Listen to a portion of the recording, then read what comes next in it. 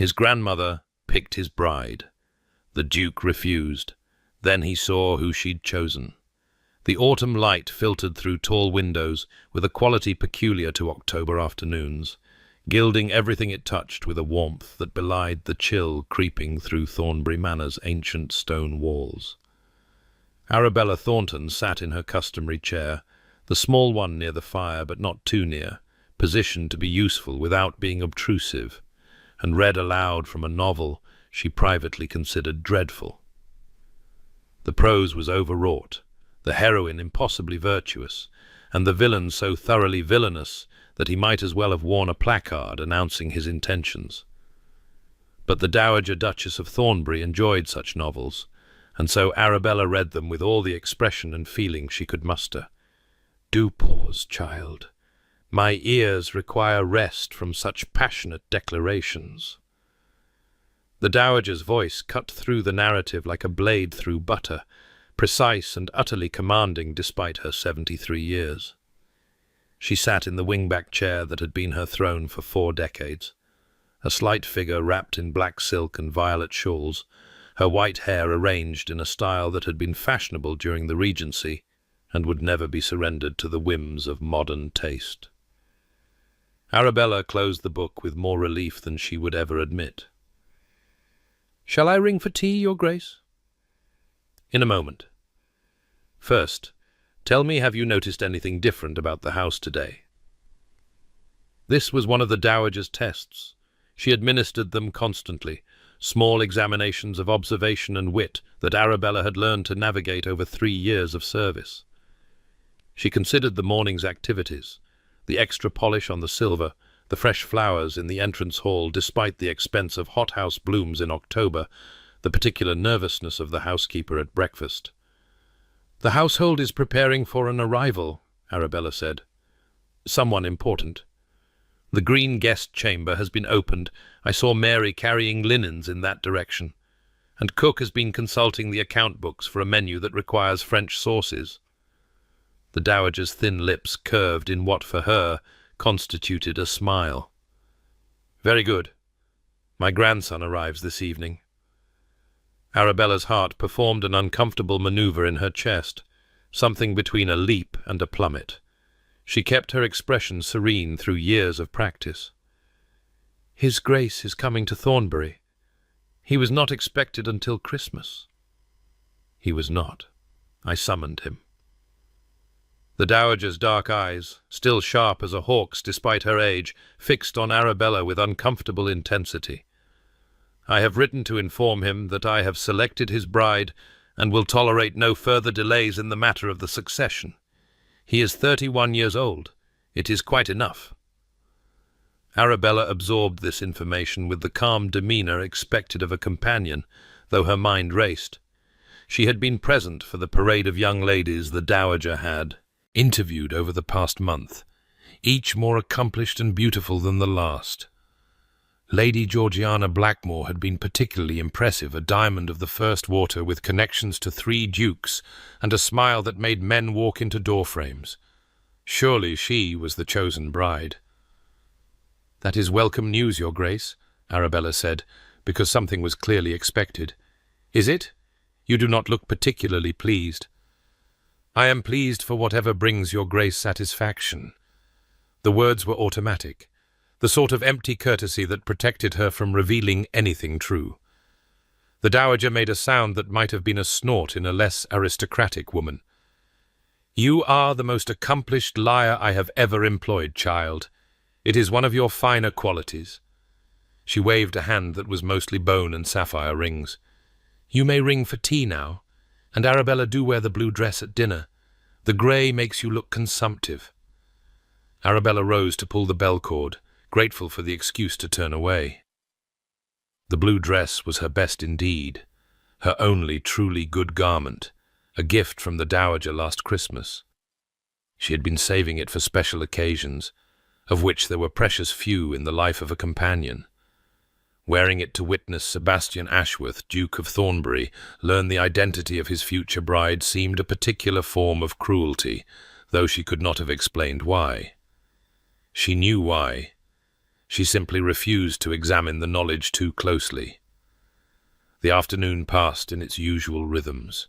Tea, correspondence, a brief walk in the gardens before the light faded entirely, the dowager's afternoon rest, during which Arabella retreated to the library with a book she actually wanted to read. But concentration eluded her.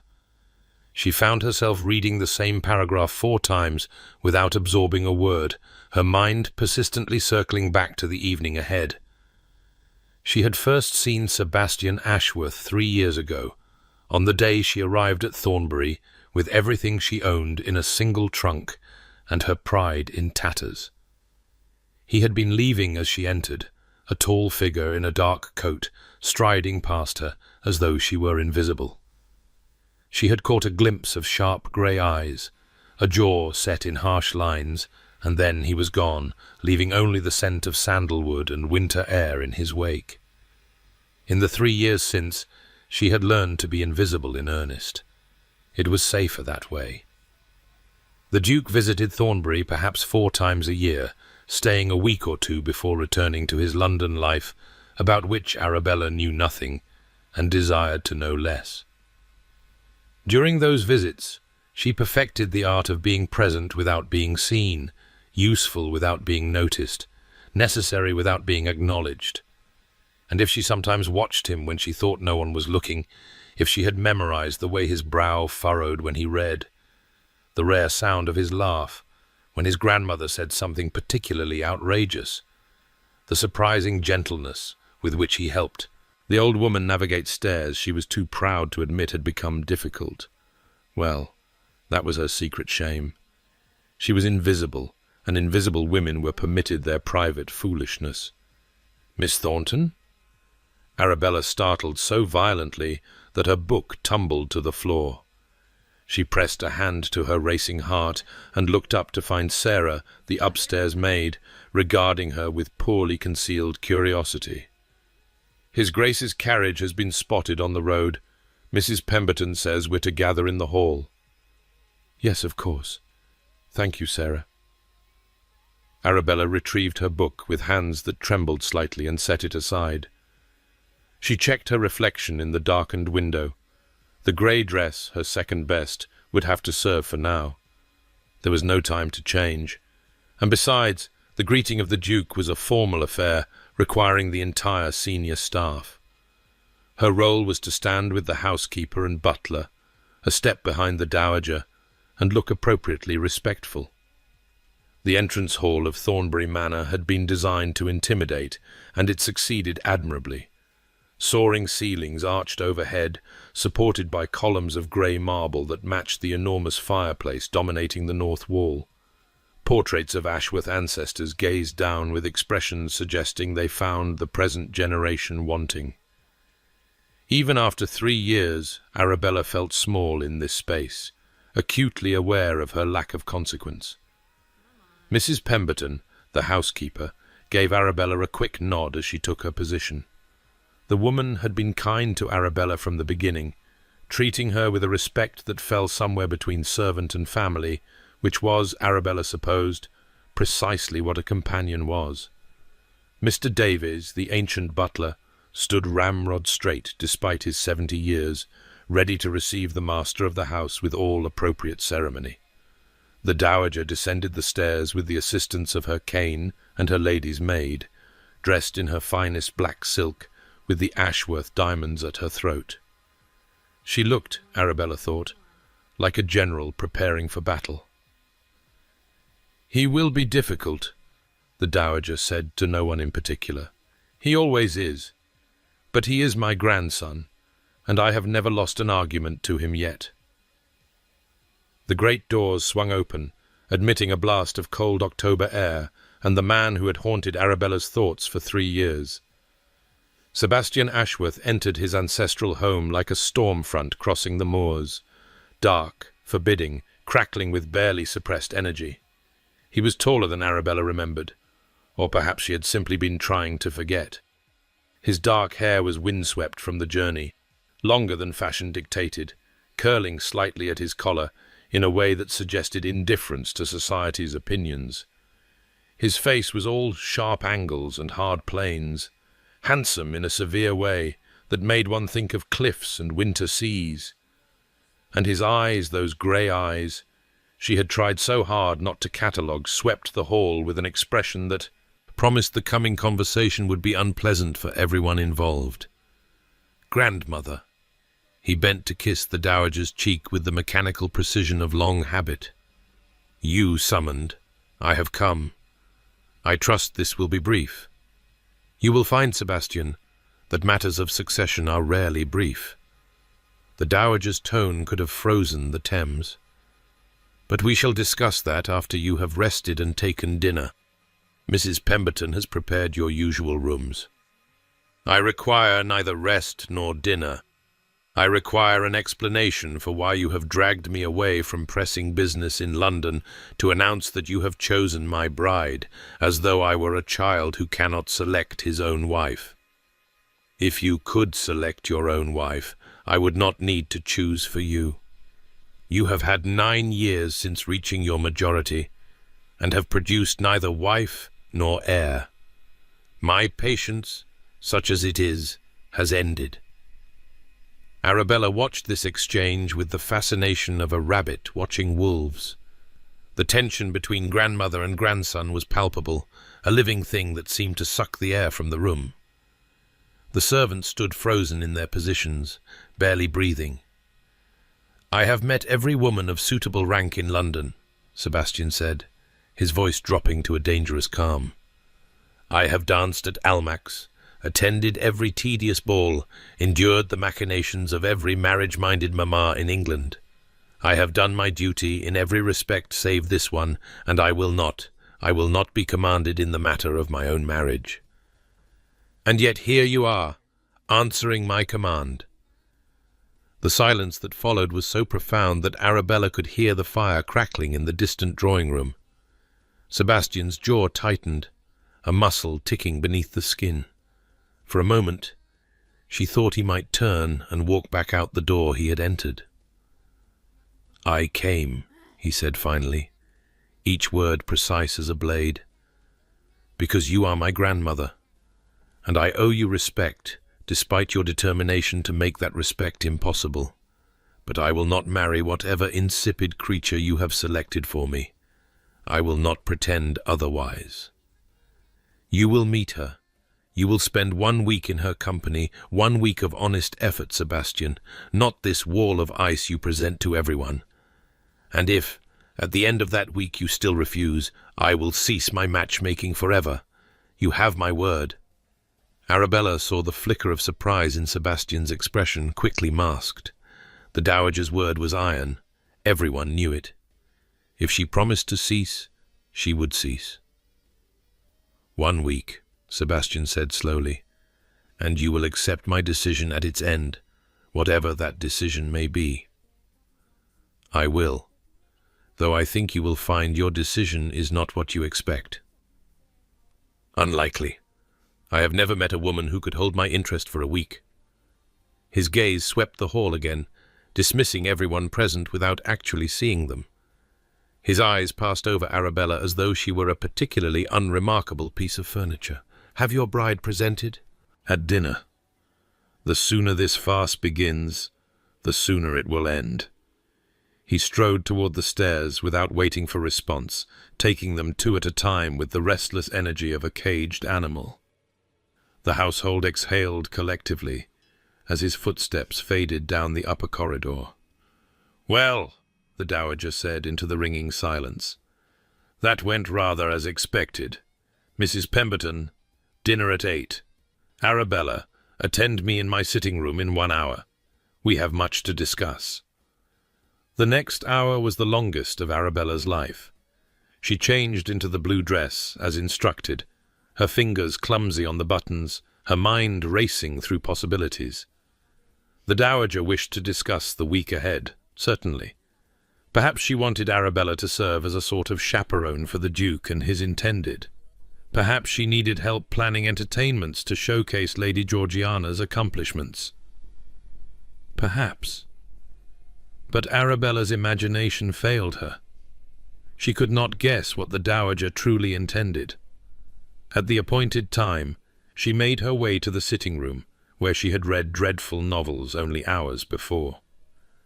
The fire had been built up against the evening chill, and candles had been lit, casting warm pools of light across the familiar furniture. The dowager sat in her usual chair, but she was not alone. Sebastian Ashworth stood by the window, his back to the room, staring out at the darkness beyond. He had changed from his travelling clothes into evening dress, the black coat emphasizing the breadth of his shoulders, his dark hair now tamed into something approaching respectability. He did not turn when Arabella entered. "Ah, there you are."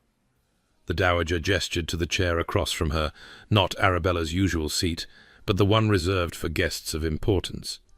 "Sit, child. We have been waiting for you." "For me, your grace?" Arabella's confusion was genuine. She looked between the dowager and the duke's rigid back, understanding nothing.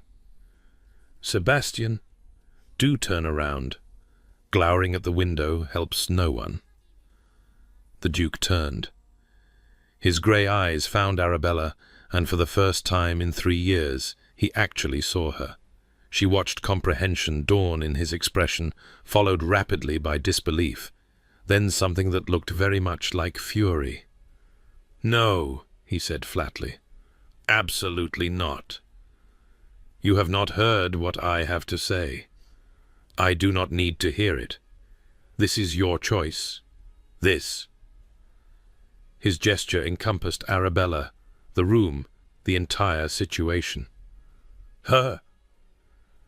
Arabella felt the blood drain from her face. She understood with horrible crystalline clarity exactly what the dowager had done. The word "her," spoken with such dismissive incredulity, landed like a physical blow. "Miss Arabella Thornton," the dowager said, her voice carrying the weight of absolute certainty, "is the bride I have chosen for you.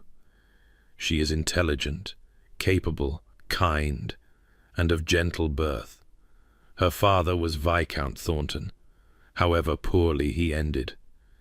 She has served as my companion for 3 years with grace and discretion. She knows this estate as well as you do, better in many ways. She is your companion." Sebastian's voice cut through the dowager's recitation like a knife. "A paid servant. A woman without fortune, without connection, without what precisely?" The dowager's eyes glittered dangerously. "Without beauty? Look at her, Sebastian. Actually look, instead of through her." He looked. Arabella sat frozen beneath his scrutiny, her cheeks burning, her hands clenched in the blue silk of her skirt. She watched his gaze travel over her face, her hair, her figure, and she saw nothing in his expression but cold assessment. She was being evaluated like a horse at market, and she was being found wanting. "This is a joke," he said finally. "Some elaborate manipulation to teach me a lesson about my pride. You cannot possibly expect me to marry. I expect you to give her the week you promised." The dowager's voice cracked like a whip. "1 week, honest effort. You gave your word, Sebastian." "My word was given under the assumption that your choice would be a woman of appropriate standing. Not—" He stopped himself, but the words hung unspoken in the air between them. "Not a poor relation, not a nobody, not her." Arabella rose. Her legs were unsteady, but she would not sit here like a lamb awaiting slaughter. She would not endure another moment of this. "Your Grace." She was proud that her voice did not shake. "I thank you for your kindness over these 3 years, but I cannot accept this position. I must tender my resignation, effective immediately." "You may not resign," the dowager said calmly. "I must insist." "Child." The old woman's voice softened, becoming something almost gentle. "When you arrived at my doorstep 3 years ago, you were a week away from the workhouse. Your father had gambled away everything, your dowry, your home, your future. Your mother was my dearest friend in girlhood, and I could not let her daughter starve. I gave you shelter, employment, dignity. You owe me nothing but your own good sense. But I am asking you, as a dying woman's wish, to give me 1 week." "You are not dying," Sebastian said irritably. "I am 73 years old. I am actively dying with every breath I take. I will not live to see you married if you continue this ridiculous stubbornness, and I will not leave this earth without knowing the succession is secure." The dowager's voice cracked, revealing a vulnerability Arabella had never heard from her. 1 week, Sebastian. 1 week, Arabella, that is all I ask." Arabella looked at the woman who had saved her from ruin. She looked at the man who had just made it clear that marrying her would be an absurdity, a joke, an impossibility. She thought of the workhouse, and the hungry years before the dowager's letter arrived, and the morning 3 years ago when she had walked through Thornbury's doors with nothing but a trunk and a shattered heart. 1 week, she said quietly. "I will." "Stay 1 week. But, Your Grace, I must tell you this plan cannot succeed. His Grace has made his feelings abundantly clear." "His Grace has made his fears abundantly clear. There is a difference." The dowager waved a dismissive hand. "Now, both of you, go in to dinner. I find I am fatigued and will take a tray in my rooms. You may have this evening to become better acquainted without my interference." "Grandmother," Sebastian began. 1 week. You gave your word. Good night." And with that, she rose and swept from the room, leaving Arabella and Sebastian alone in a silence so thick it could have been carved with a knife. For a long moment, neither spoke. Arabella stared at the fire, unable to look at him, unwilling to see the dismissal in his eyes again. She could hear him breathing, hear the creak of his shoes on the floor as he shifted his weight, but he made no move to leave or speak. "Miss Thornton?" His voice was clipped, formal, utterly devoid of warmth. "I owe you an apology." "You do not." She forced herself to turn, to meet his gaze with what dignity she could muster. "You spoke honestly. I would rather honesty than false courtesy." "What you witnessed was neither honest nor courteous. It was the reaction of a man ambushed by his grandmother's machinations, and you should not have been subjected to it." He ran a hand through his carefully arranged hair, destroying its order. "But let us be clear. This marriage will not take place. I do not know what game my grandmother is playing, but I will not participate in it. We are in agreement, Your Grace." The words came out steady. Though her heart was cracking into pieces, she would have to collect later, in private. "I have no desire to marry a man who finds the very idea of wedding me absurd." Something flickered in his expression. Surprise, perhaps, or discomfort. "I did not mean—" "You said quite enough. I understood perfectly." She moved toward the door, needing to escape before her composure shattered entirely. "If you will excuse me, I find I am not hungry this evening." "Miss Thornton?" She stopped, her hand on the door frame, but did not turn. "My grandmother does nothing without purpose," he said slowly. "She is many things, but frivolous is not among them.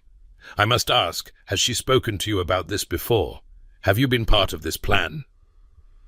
The accusation, though quiet, burned like acid. Arabella turned then, her eyes meeting his with a fury that startled them both. "Do you imagine I orchestrated this humiliation for myself?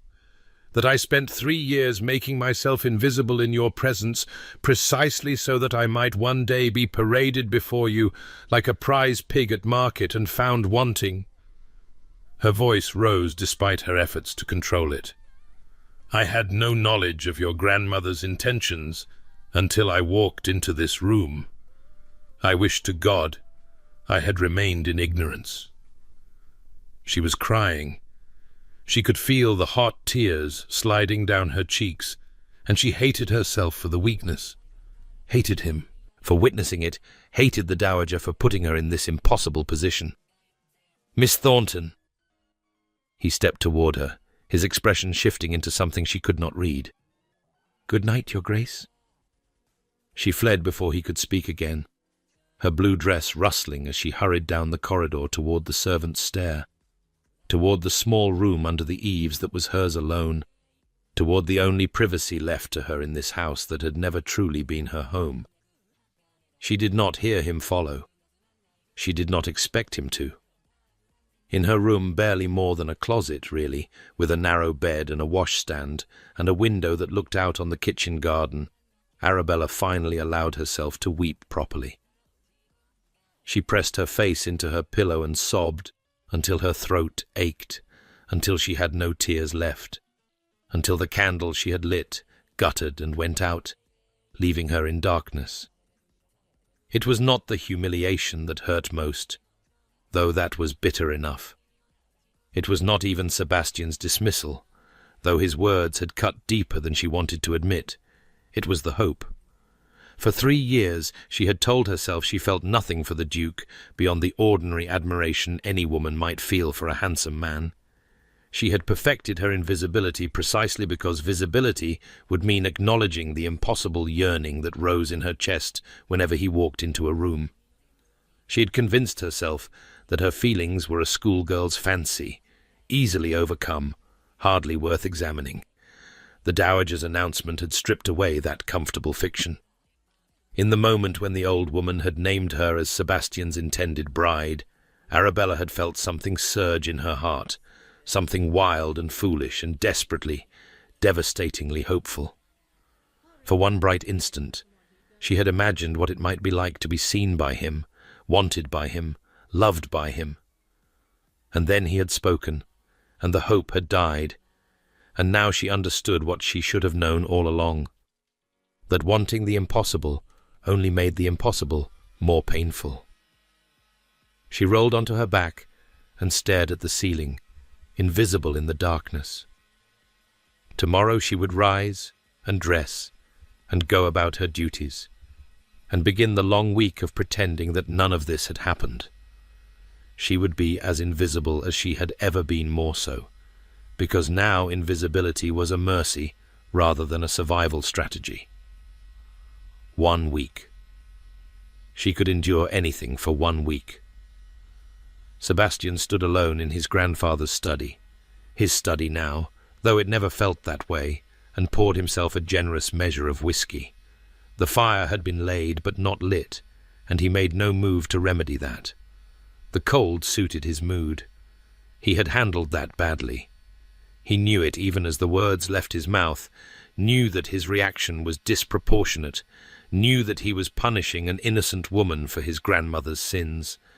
But the ambush had caught him utterly off guard, and when Sebastian Ashworth was caught off guard, he attacked. It was, he reflected, grimly, one of his many character flaws, the companion.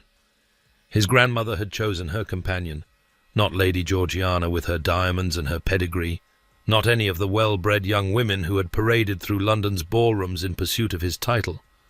A woman without fortune, without connection, without anything to recommend her except what? He tried to recall what he knew of Miss Thornton and found his knowledge embarrassingly thin.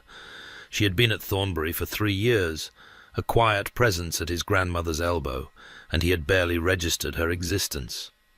A face glimpsed across the dinner table, a voice reading aloud in the next room, a figure in grey or brown, self-effacing to the point of invisibility. But tonight she had worn blue. The memory surfaced unbidden. Arabella Thornton standing in the sitting-room doorway, the candlelight warming her copper hair to burnished gold, her brown eyes wide with confusion that became understanding, that became devastation. She was not beautiful in the conventional sense. Her features were too irregular. her figure too generous, her coloring too vivid. But there was something about her face that stayed with him, some quality of expressiveness that made her impossible to look away from once one had actually looked. He had not looked. For 3 years he had deliberately, systematically failed to see her at all. Why? The question nagged at him as he drank his whiskey and stared at the cold fireplace. There was something there, some instinct that had kept his gaze sliding past her, some self-protective mechanism that had rendered her invisible long before she perfected the art herself. And then, tonight, when she had stood before him with tears streaming down her face, asking if he truly thought she had orchestrated her own humiliation, he had wanted to touch her. The realization hit him like a blow to the solar plexus. He had watched her weep and felt something crack open in his chest, some long-sealed door that he had believed rusted shut forever. He had taken a step toward her without conscious decision, his hand rising to what? Wipe away her tears? Cup her trembling chin? Pull her into his arms and... She had fled before he could discover what madness he might have committed. Thank God. Sebastian drained his glass and poured another. His grandmother was a manipulative old witch, and this was exactly the sort of elaborate scheme she would devise to force his hand. She knew him too well. That was the trouble. She knew that he could resist duty and pressure and logical arguments, but she also had perhaps always known that his deepest weakness was not pride or stubbornness. It was loneliness. He had been alone since his parents' death 9 years ago, a young man suddenly burdened with a dukedom and debts, and a grandmother whose grief manifested as iron control. He had retreated into coldness because warmth hurt too much.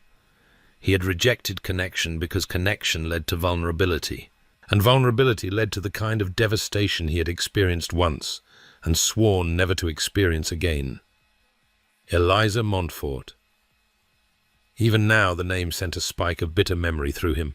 He had been 24, naive despite his title, desperately in love with a woman who had seemed to return his feelings. He had courted her for a season, imagining a future, planning a proposal, and then, 3 days before he intended to declare himself, he had overheard her laughing with her mother about her conquest. Poor besotted fool, she had called him. Did you see his face when I let him hold my hand? He actually believes I might marry him, as though I would shackle myself to a cold fish like Thornbury, when Lord Pembroke has 3 times the fortune and actually knows how to smile. He had not smiled since. Not genuinely, not with joy. His face had forgotten the shape of happiness. And now his grandmother expected him to open himself to that possibility again, to risk everything on a woman he didn't know, a woman without the social protections that should have prevented Eliza from treating him so cruelly. It was madness. It was impossible. It was...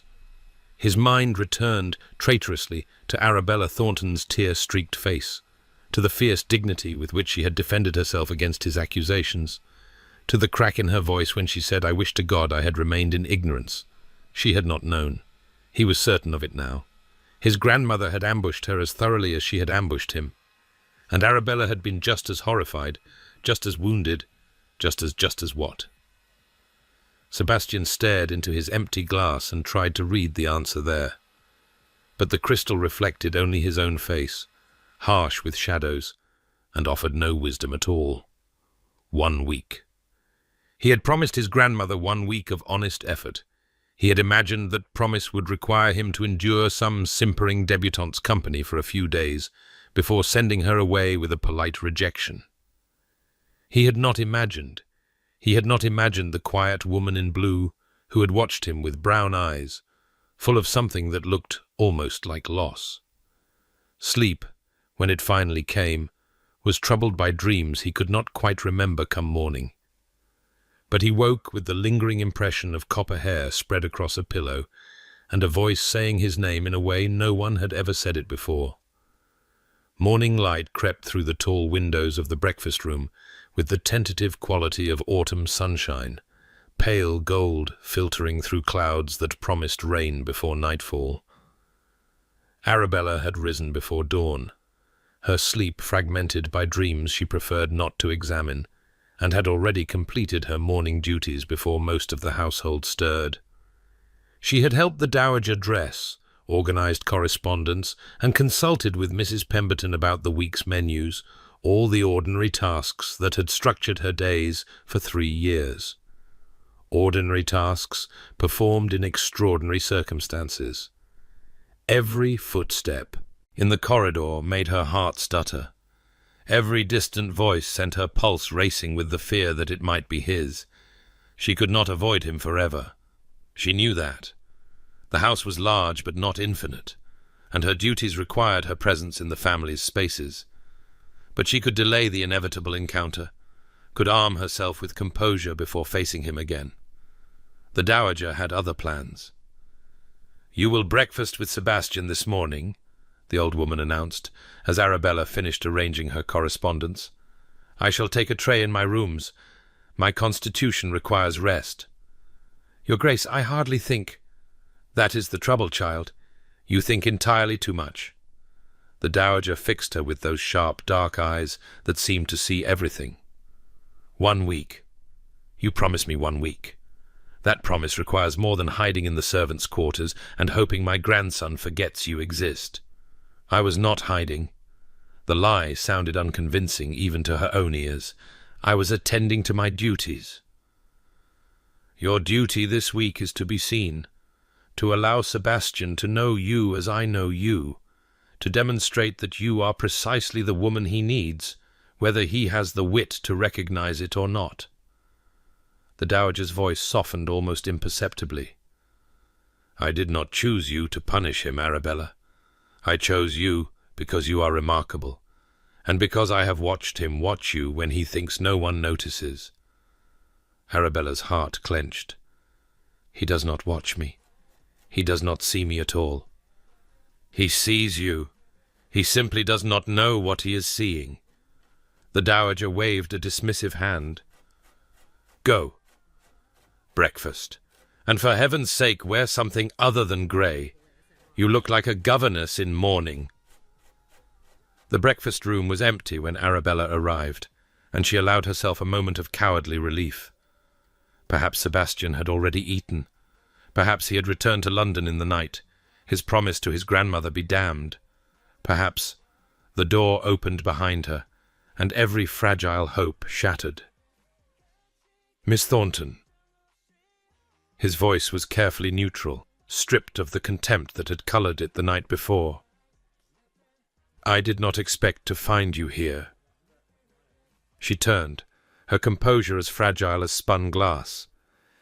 He stood in the doorway wearing morning clothes that emphasized his height and breadth, his dark hair still damp from washing, his grey eyes unreadable. He looked, she thought with helpless honesty, like something out of her most foolish dreams. The dowager suggested I breakfast here this morning. The words came out steady, a small miracle.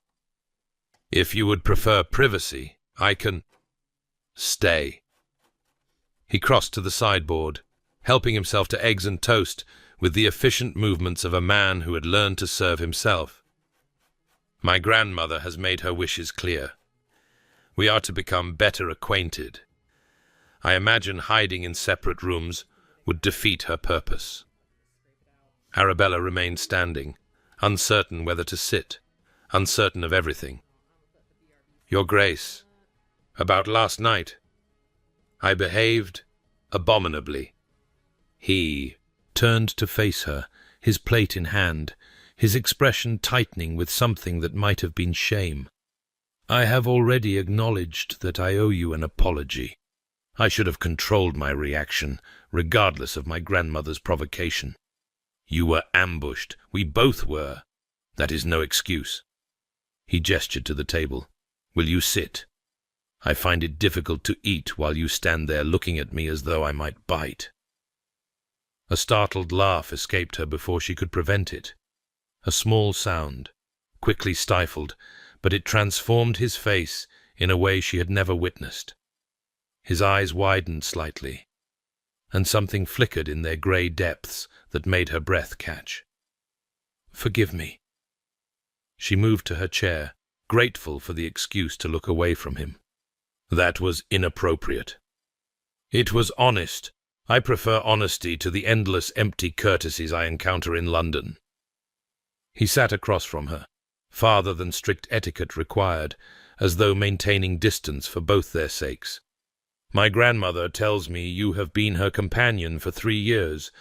I confess I have paid shamefully little attention to your presence in that time." "That was rather the point, Your Grace. A good companion is neither seen nor heard unless required." "And yet my grandmother sees you. She knows you well enough to consider you suitable as a duchess."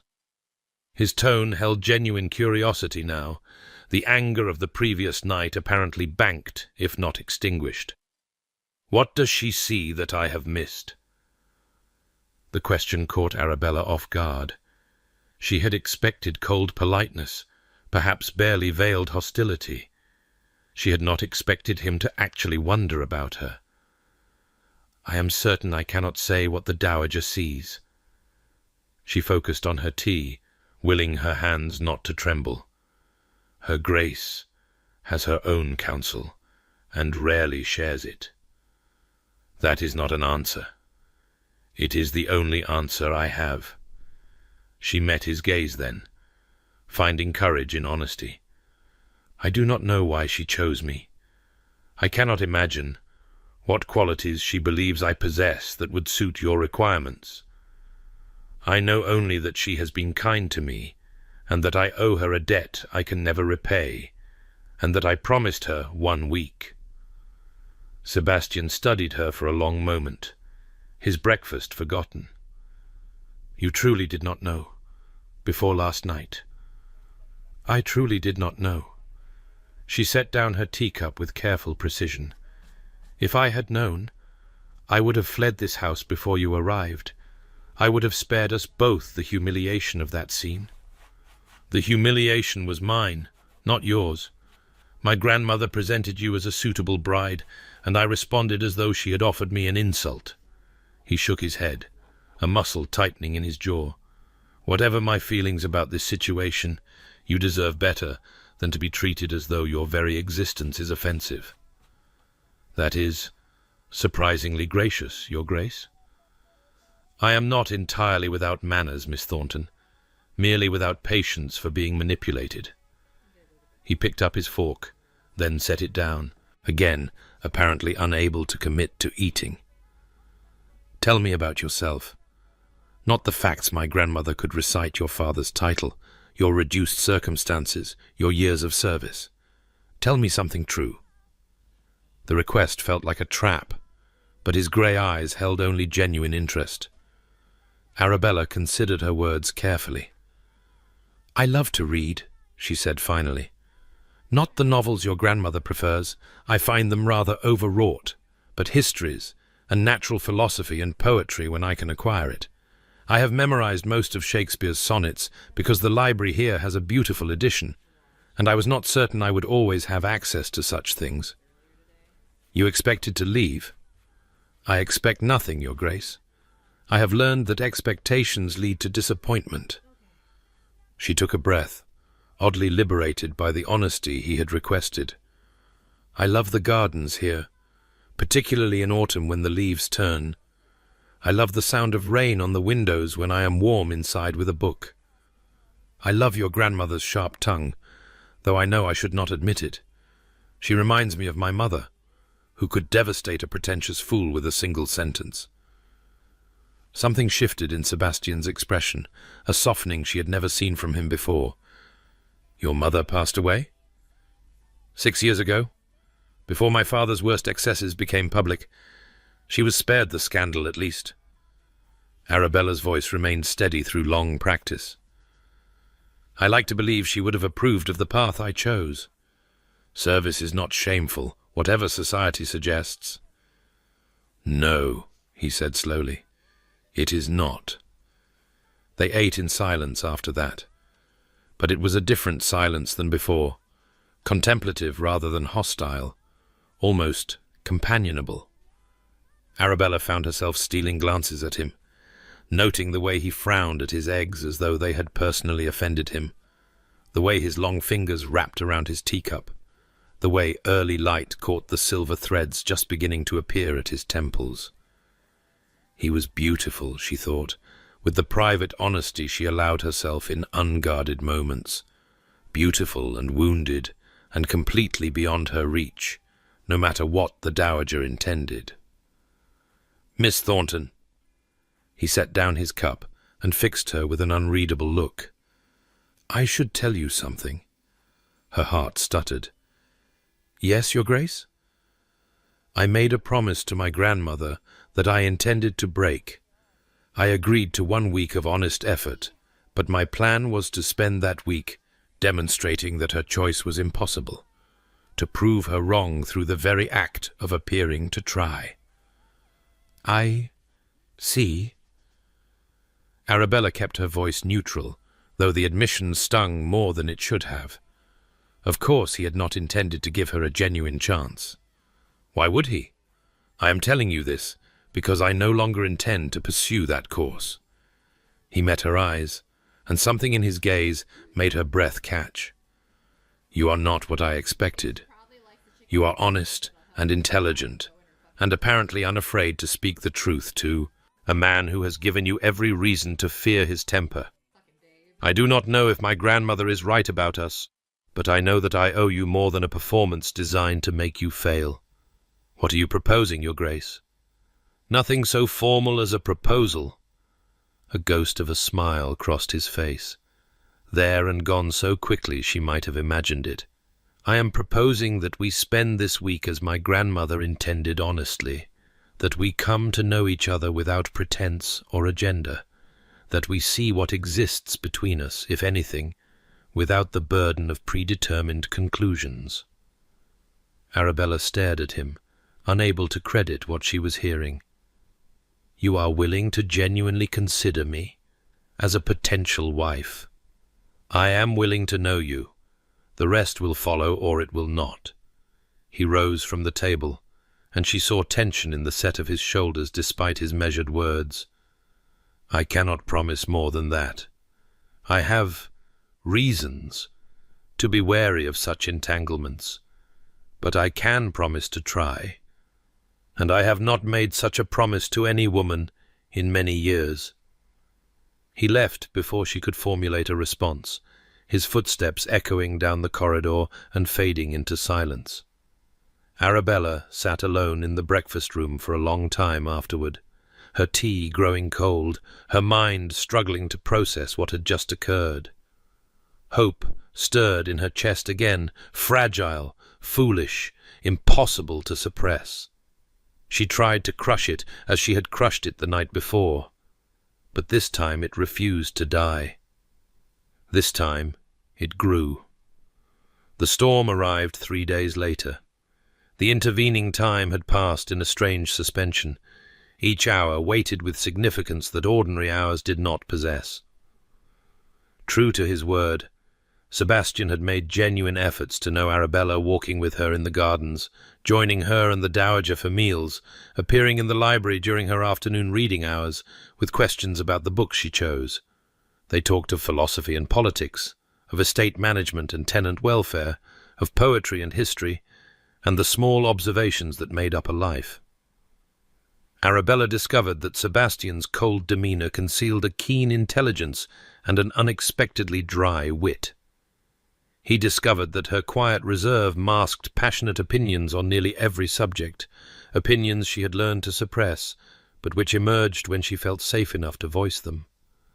The dowager watched their growing ease with satisfaction she made no effort to hide. "I told you," she said to Arabella on the 3rd morning. "I told you he sees you." "He sees a curiosity," Arabella replied, though her heart suggested otherwise. "A puzzle to be solved during a tedious week in the country. Once the novelty fades, you underestimate yourself. You always have."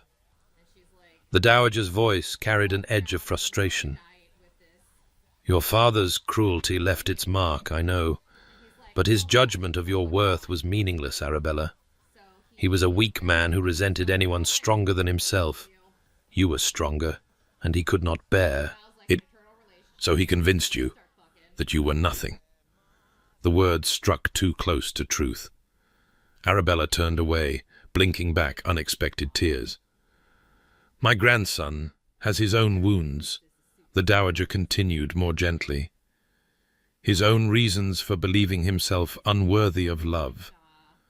Perhaps you might heal each other if you are brave enough to try. But bravery felt impossible when the storm struck that afternoon, bringing not just rain, but chaos.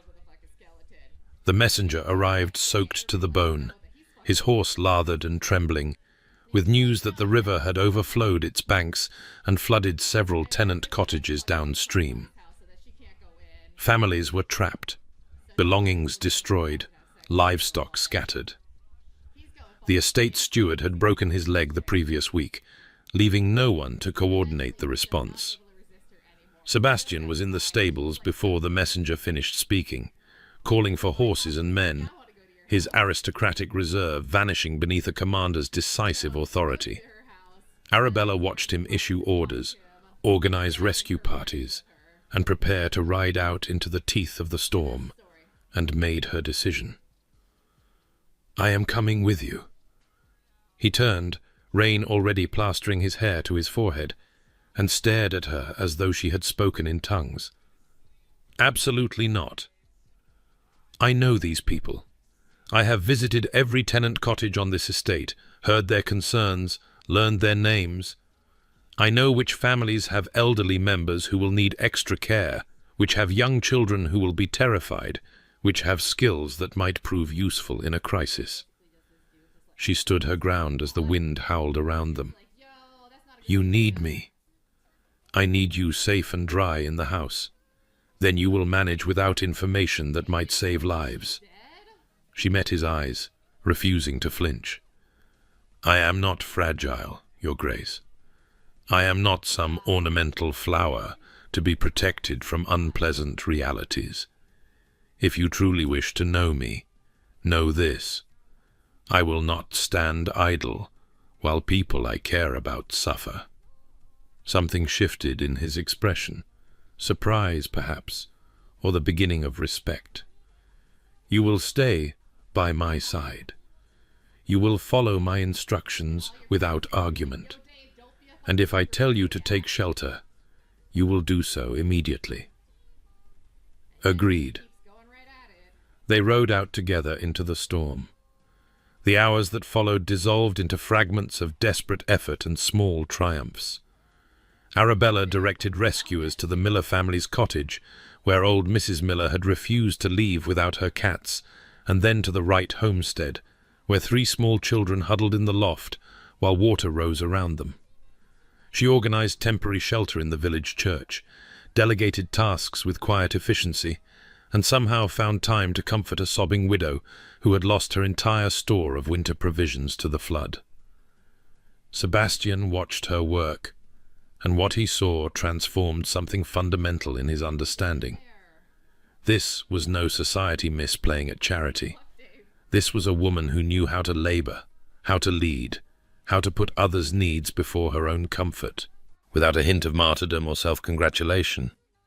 She had stripped off her sodden pelisse to wrap around a shivering child, had waded through knee-deep water to retrieve medication for old Mr. Fletcher's aching joints, had held the hand of a dying barn cat so that Mrs. Miller's grandson would not have to witness its last moments alone.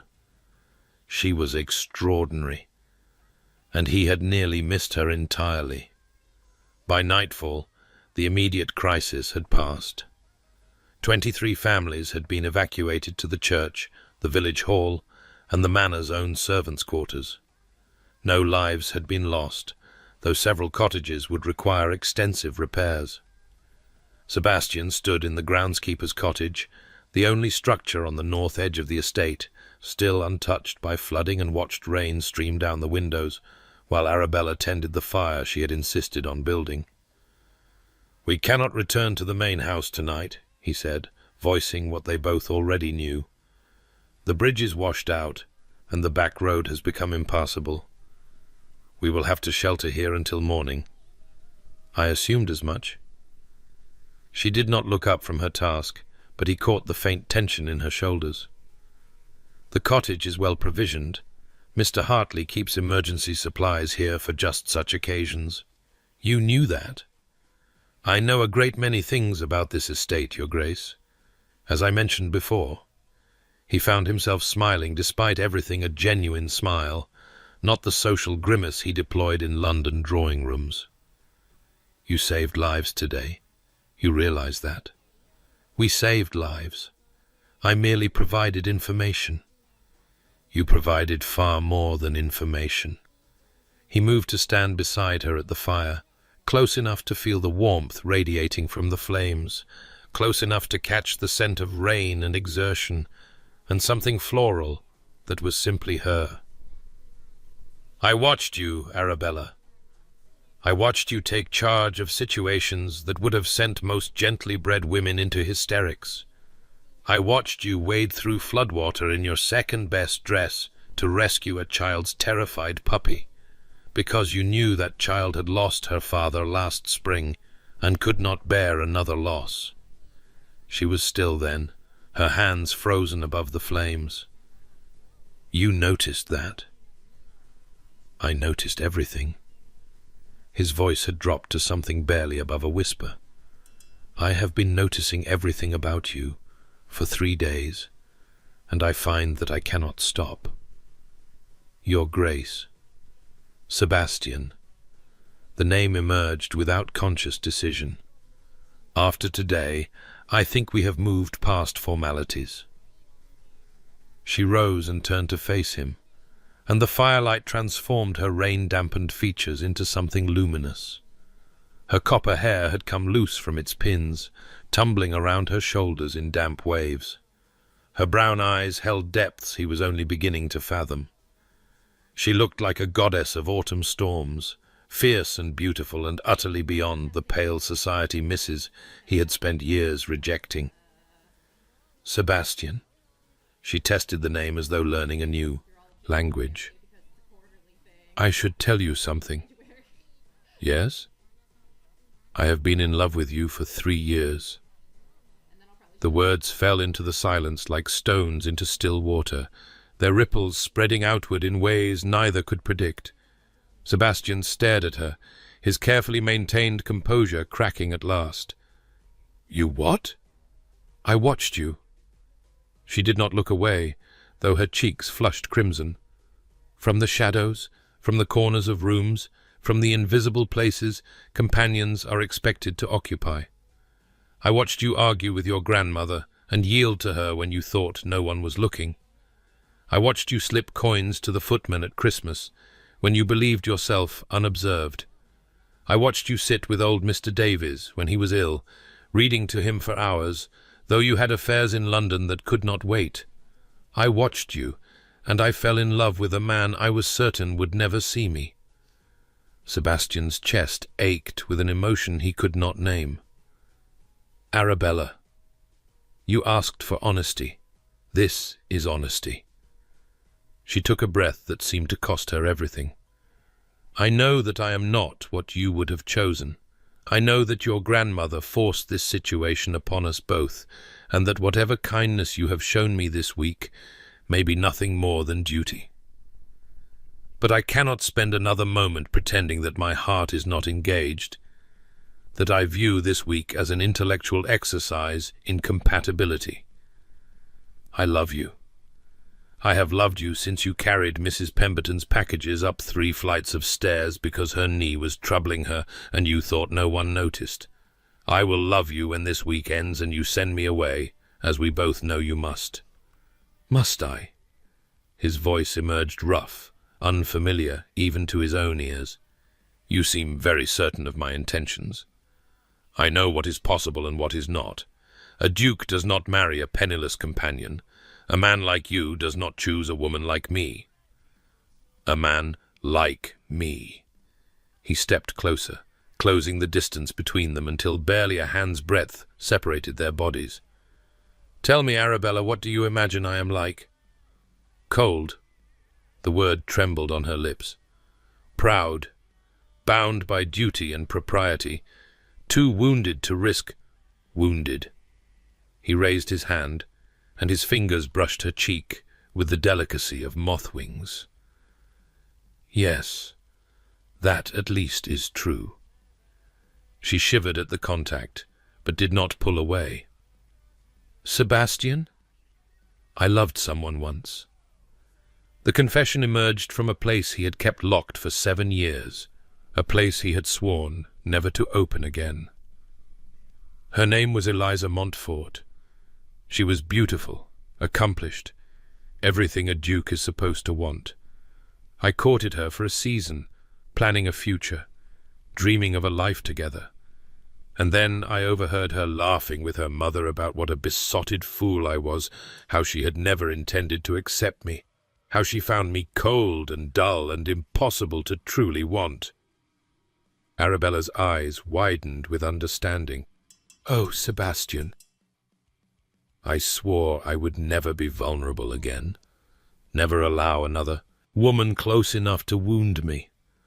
My grandmother's matchmaking was an annoyance, not a temptation I knew I could resist any woman she chose, because I had made myself incapable of feeling anything at all. He cupped her face in both hands now, marveling at the warmth of her skin, the way her eyes softened with compassion he did not deserve. "And then I saw you standing in that sitting room in your blue dress, and something cracked open in my chest that I had believed sealed forever. I do not understand, nor do I."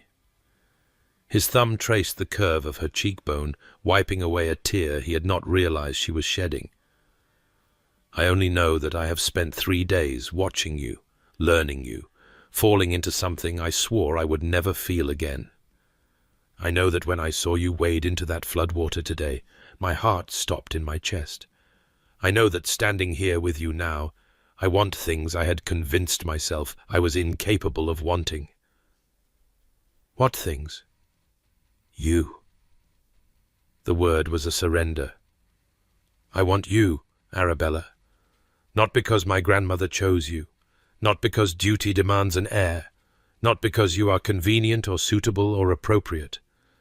I want you because you are extraordinary and brave and kind, and you see the man I am instead of the duke I am supposed to be." "Sebastian, I cannot promise to be good at this. I have been cold for so long that I may have forgotten how to be warm. I may hurt you without meaning to. I may retreat behind walls when I should be reaching for you. But if you will have me, if you can accept a wounded man who is learning to hope again—" She kissed him. It was not a gentle kiss. There was nothing tentative about the way her hands fisted in his wet coat, nothing demure about the sound she made when his arms came around her and pulled her close. 3 years of longing poured out of her in that kiss, and he answered with 7 years of his own hunger and desperation, and the terrifying joy of barriers finally falling. When they broke apart at last, both breathing hard, Sebastian rested his forehead against hers and laughed a real laugh, rusty from disuse but undeniably genuine. "What is amusing?" Arabella demanded, though she was smiling too. "My grandmother. She will be insufferably pleased with herself." "She usually is. She knew." He shook his head in wondering disbelief. "She watched me watching you for 3 years, and she knew before I did. The manipulative old witch. That manipulative old witch is the reason I am in your arms instead of the workhouse. Then I shall have to thank her." He kissed her again, softer this time, a promise rather than a confession. "Tomorrow, tonight, I find I have other priorities." They did not share a bed that night. Propriety still held some sway, even in exceptional circumstances. But they sat together before the fire until dawn, talking in a way neither had talked to anyone in years. Sebastian told her about his parents' death, about the guilt he still carried for surviving when they did not. Arabella told him about her father's cruelty, about the years of being told she was too plain, too outspoken, too much of everything no man would want. They found in each other's wounds a strange kind of healing, the recognition that they were not alone in their damage, that their scars might fit together like puzzle pieces long separated. When morning came, they returned to the manor house, changed in ways the household could not fail to notice. Sebastian helped Arabella from her horse with hands that lingered too long, eyes that never left her face. The servants exchanged meaningful glances. The dowager, watching from her window, allowed herself a smile of pure triumph. But their return also brought complications they had not anticipated. A carriage stood in the drive, elegant and expensive, emblazoned with a crest Arabella did not recognize. Sebastian, however, went rigid at the sight. "What is it?" she asked, alarmed by the sudden tension in his frame. "That is the Blackmore crest." His voice had flattened into the aristocratic coldness she had not heard for days. "Lady Georgiana and her mother have arrived." Lady Georgiana Blackmore was everything Arabella was not. She descended from her carriage like a goddess, deigning to visit mortals, tall, slender, impossibly elegant in travelling clothes that likely cost more than Arabella's entire wardrobe. Her hair was the precise shade of gold that society poets waxed rhapsodic about. Her features might have been sculpted by an artist seeking to capture ideal beauty. Her smile, when she turned it on Sebastian, promised delights that would make angels weep with jealousy. "Your Grace." Her voice was honey and music. "How wonderful to see you again. When Mamma heard about the dreadful storm, she insisted we come immediately to see if we might offer assistance." Arabella watched Sebastian's face carefully and saw nothing but polite neutrality. But his hand, she noticed, had released hers as they approached the drive. The absence of his touch felt like a wound. "Lady Georgiana, Lady Blackmore." He inclined his head with formal courtesy. "Your concern is appreciated, though unnecessary. The situation is well in hand. But surely you could use additional support during such a trying time." Lady Blackmore swept forward, her maternal warmth as practiced as her daughter's beauty. "We were visiting friends in the area when we heard the news. It seemed only Christian to offer our services." "You were visiting friends?" Sebastian's tone did not change, but Arabella detected skepticism beneath the words. "How fortunate that your friends reside so close to Thornbury." "Is it not? The Hendersons, you remember them, surely have a charming estate just 20 miles distant. When Lady Henderson mentioned the flooding, I said to Georgiana, 'We must go at once. The Duke will be overwhelmed, and we cannot stand idle while friends suffer.'" Friends. The word hung in the air with deliberate significance. Medicas. Blackmore's smile suggested a closeness that Arabella was increasingly certain did not exist. "You are kind to concern yourself." Sebastian's formality remained impenetrable. "I am certain my grandmother will wish to thank you for your thoughtfulness. However, I should mention—" "Sebastian!" The dowager's voice cut through the awkward tableau like a blade. She stood in the manor's doorway, leaning heavily on her cane, her dark eyes sharp as ever, despite her obvious fatigue. "You have returned at last. I was beginning to worry that you and Miss Thornton had been swept away entirely. We sheltered in the groundskeeper's cottage, grandmother. The bridges were impassable. So I assumed, and I see we have unexpected guests." The dowager's gaze swept over Lady Blackmore and Lady Georgiana with an assessment that left no room for pretense. "How surprising! I was not aware you were in the area, Lady Blackmore. A spontaneous visit of Christian concern?" Lady Blackmore's smile did not waver, though something flickered in her eyes. I could not rest easy knowing Thornbury might require assistance. How very charitable. I am certain Sebastian has informed you that we are managing admirably. The flooding was inconvenient but not catastrophic, and our tenant families are all safe thanks to my grandson's quick action and Miss Thornton's invaluable assistance. Lady Georgiana's gaze found Arabella for the first time, and her expression shifted from polite disinterest to something sharper. She took in Arabella's dishevelled appearance, the muddied hem, the loosened hair, the unmistakable intimacy of a woman who had spent the night in close quarters with a man, and her beautiful features hardened almost imperceptibly. "Miss Thornton, I do not believe we have been introduced." "Miss Thornton is my companion." The dowager's emphasis was subtle but unmistakable. "She has been invaluable during the crisis. Indeed, I do not know what we would have done without her." "How fortunate that you have such devoted servants." The word landed precisely as intended. Arabella felt the sting of it, felt the reminder of her place in the social hierarchy.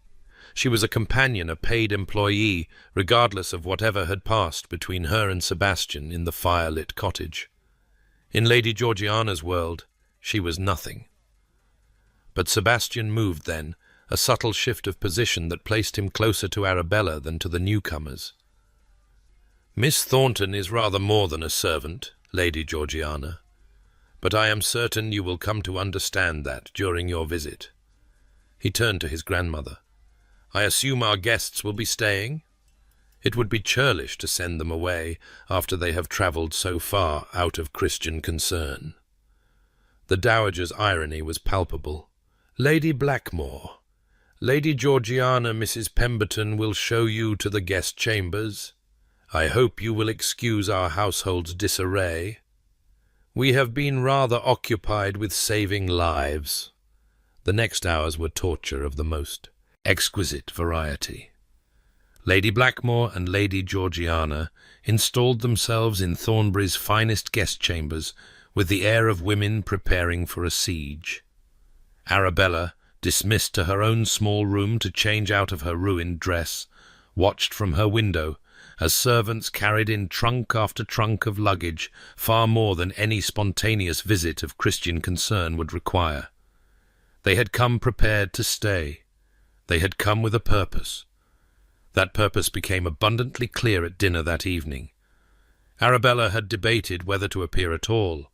Her usual practice was to dine separately when guests of consequence were present, but the dowager had been explicit in her instructions.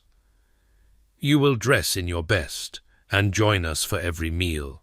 I will not have that Blackmore woman believing she can sweep you aside like an inconvenient housemaid." So Arabella wore the blue dress again, the one that had witnessed both her humiliation and her unexpected hope, and descended to the dining room with her head held high and her heart hammering against her ribs. Sebastian's eyes found her the moment she entered. She saw heat flicker in their grey depths, saw his jaw tighten with something that looked like possessive satisfaction. But Lady Georgiana was speaking to him, her hand on his arm, her golden head tilted at an angle that displayed her swan-like neck to maximum advantage, and he could not move away without causing a scene. Dinner was an elaborate dance of social warfare in which Arabella was hopelessly outmatched. Lady Blackmore dominated the conversation, steering it expertly toward topics that highlighted her daughter's accomplishments and connections. Lady Georgiana had sung for the Prince Regent. Lady Georgiana spoke fluent Italian. Lady Georgiana had been presented at court by a duchess, and had danced twice with the Earl of somewhere important at the most exclusive ball of last season. Against such credentials, Arabella had nothing to offer. She sat in silence, eating little, watching Sebastian navigate the treacherous waters with the skill of long practice. He was unfailingly polite to their guests, but his warmth, the warmth she had glimpsed in the fire-lit cottage, had retreated behind walls she had begun to believe were crumbling. "Miss Thornton," Lady Georgiana's voice cut through Arabella's miserable reverie, I understand you are originally from the north. How charming that you have found such comfortable circumstances despite your family's difficulties. The insult was expertly veiled, wrapped in sweetness that would be impossible to challenge without appearing oversensitive. Arabella felt heat rise to her cheeks. My family's difficulties taught me the value of hard work and honest service. She met Lady Georgiana's perfect blue eyes with a steadiness she did not feel. Not all of life's lessons are pleasant, but they are lessons nonetheless. How philosophical. I suppose one must find consolation where one can. Georgiana.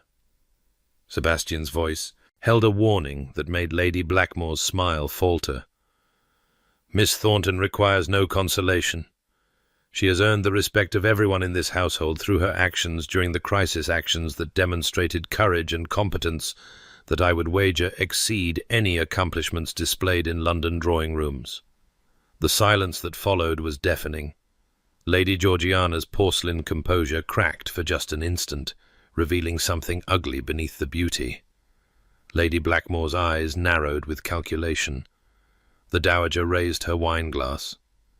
Well said, Sebastian. Now, shall we discuss something other than Miss Thornton's qualifications? I find myself curious about these friends of yours, Lady Blackmore the Hendersons, I believe you said. I was not aware they had an estate in this area. Indeed, I was not aware they existed at all. The remainder of the meal passed in brittle civility, but the battle lines had been drawn. When the ladies retired to the drawing-room, leaving Sebastian to his port, Lady Blackmore wasted no time pressing her advantage. "My dear Miss Thornton," she began, settling into the chair beside Arabella with predatory grace, "I could not help but notice the particular attention His Grace paid to you this evening. How very interesting. His Grace is kind to everyone in his household, Lady Blackmore. Is he? That has not been my observation over the years. Indeed, his reputation in London is quite the opposite. Cold, they call him. Unapproachable. The Ice Duke, some of the young ladies whisper." Lady Blackmore's smile did not reach her eyes. "And yet here you are, warming him with your presence.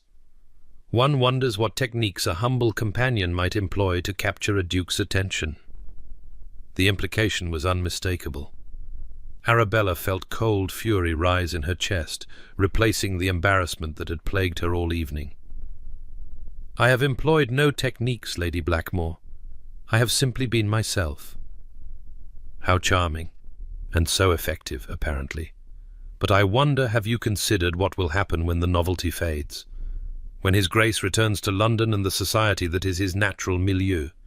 When he remembers that dukes do not marry companions, however temporarily fascinating they might be? "Mother," Lady Georgiana's voice held warning, "perhaps we should not—" "I am merely trying to save the poor girl from inevitable heartbreak, my dear. It would be cruel to allow her to harbour hopes that cannot possibly be fulfilled." Lady Blackmore's gaze returned to Arabella, sharp as broken glass. "I have known Sebastian Ashworth since he was a boy. I knew his parents, rest their souls, and I can assure you, Miss Thornton, that whatever attentions he has shown you this week, they stem from nothing more than boredom and perhaps a misguided sense of gratitude for your assistance during the crisis. When he returns to himself, to his true self, you will be forgotten as completely as yesterday's newspaper." Arabella rose. Her legs were trembling, but her voice emerged steady. "Thank you for your concern, Lady Blackmore. I shall take your observations under advisement. Now, if you will excuse me, I find myself fatigued from recent events." She walked from the room with as much dignity as she could muster, but once beyond sight of the drawing-room, her composure shattered. She fled to the back staircase, the servant's route she had used for 3 years of invisibility, and climbed toward her small room under the eaves with tears streaming down her face. Lady Blackmore's words echoed in her mind, impossible to silence. Dukes do not marry companions. When the novelty fades, when he returns to himself. She had known this. She had always known this. the fever dream of the groundskeeper's cottage. Sebastian's kisses, his confessions, his talk of wanting her had been exactly that. A fever dream, born of crisis and proximity, and the temporary suspension of reality that came with sheltering from storms. He would return to London. He would remember who he was, and she would be forgotten as completely as yesterday's newspaper. Arabella was so lost in her misery that she did not hear the footsteps behind her until a hand closed around her arm. Arabella. She whirled to find Sebastian standing on the narrow servants' stair, his expression fierce with an emotion she could not identify. He should not be here. This was the servants' domain, off limits to the master of the house, but he seemed utterly unconcerned with propriety. "You left. Why did you leave?" "I was tired." "Do not lie to me." His grip on her arm tightened, not painfully but with undeniable urgency. "I saw your face when you walked out of that room. Something happened." "What did they say to you?" "Nothing that was not true." Her voice broke despite her efforts to control it. "Lady Blackmore merely reminded me of certain realities I had allowed myself to forget." "What realities?" "The dukes do not marry companions." The words tore from her throat, raw and bleeding. "That whatever has passed between us this week will be forgotten the moment you return to your true life. That I am a temporary fascination, nothing more, and that I should be grateful for whatever crumbs of attention you have chosen to bestow before you inevitably—" He kissed her. It was not gentle. It was not tender. It was a fierce, consuming possession that stole her breath and shattered her protests and left her clinging to him on the narrow staircase with her back against the wall and his body pressing into hers. "Listen to me." His voice was ragged when he finally released her mouth. "Whatever that woman told you was a lie designed to serve her own purposes. She has been angling for me to marry her daughter since Georgiana came out 3 years ago. She would say anything to destroy what she perceives as competition. But she was not wrong." Arabella was weeping openly now, all pretense of composure abandoned. "I am not suitable. I have nothing to offer, no fortune, no connections, no accomplishments worth naming. You could have anyone, Sebastian. Why would you choose me?" "Because you are the only person in the world who makes me feel alive." His hands cupped her face, forcing her to meet his eyes. "Because you see me not the title, not the fortune, not the cold exterior I have cultivated for years. You see me, and you love me anyway. Do you think I do not understand how rare that is? Do you think I would throw it away for some society diamond who views me as nothing more than a title to be acquired? But your grandmother, the succession. My grandmother chose you. She is the most formidable strategist I have ever known, and she chose you, Arabella, not because you are suitable by society's standards, but because she knows, as I am beginning to know, that you are exactly what this family needs." He pressed his forehead to hers, his breath warm against her tear-stained cheeks. "Stay. Stay and marry me. Not because my grandmother demands it, not because duty requires it, but because I love you, and I cannot imagine facing the rest of my life without you in it." Arabella stared at him through a blur of tears, unable to believe what she was hearing. "You love me?" "I love you." The words seemed to surprise him as much as they surprised her, as though he was only now fully understanding their truth. "I love your sharp mind and your kind heart. I love your copper hair that never stays pinned, and your brown eyes that show every emotion you feel. I love the way you challenge me, and the way you comfort my grandmother, and the way you waded into floodwater to save a child's puppy. I love everything about you, Arabella Thornton, and I will spend the rest of my life proving it. If you will only give me the chance. She kissed him, then kissed him, with all the hope and fear and desperate love that had been building in her chest for 3 years.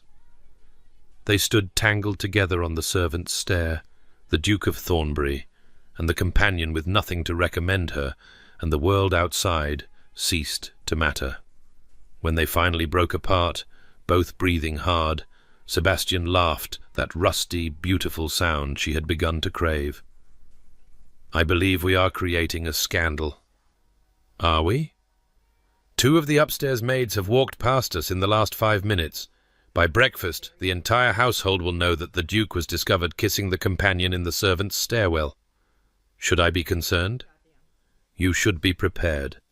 His eyes glittered with something that looked very much like joy. Because tomorrow I intend to announce our engagement to Lady Blackmore and her daughter over breakfast. Their expressions alone will be worth any scandal that follows. But before breakfast could arrive, before any announcement could be made, a commotion erupted from the guest wing.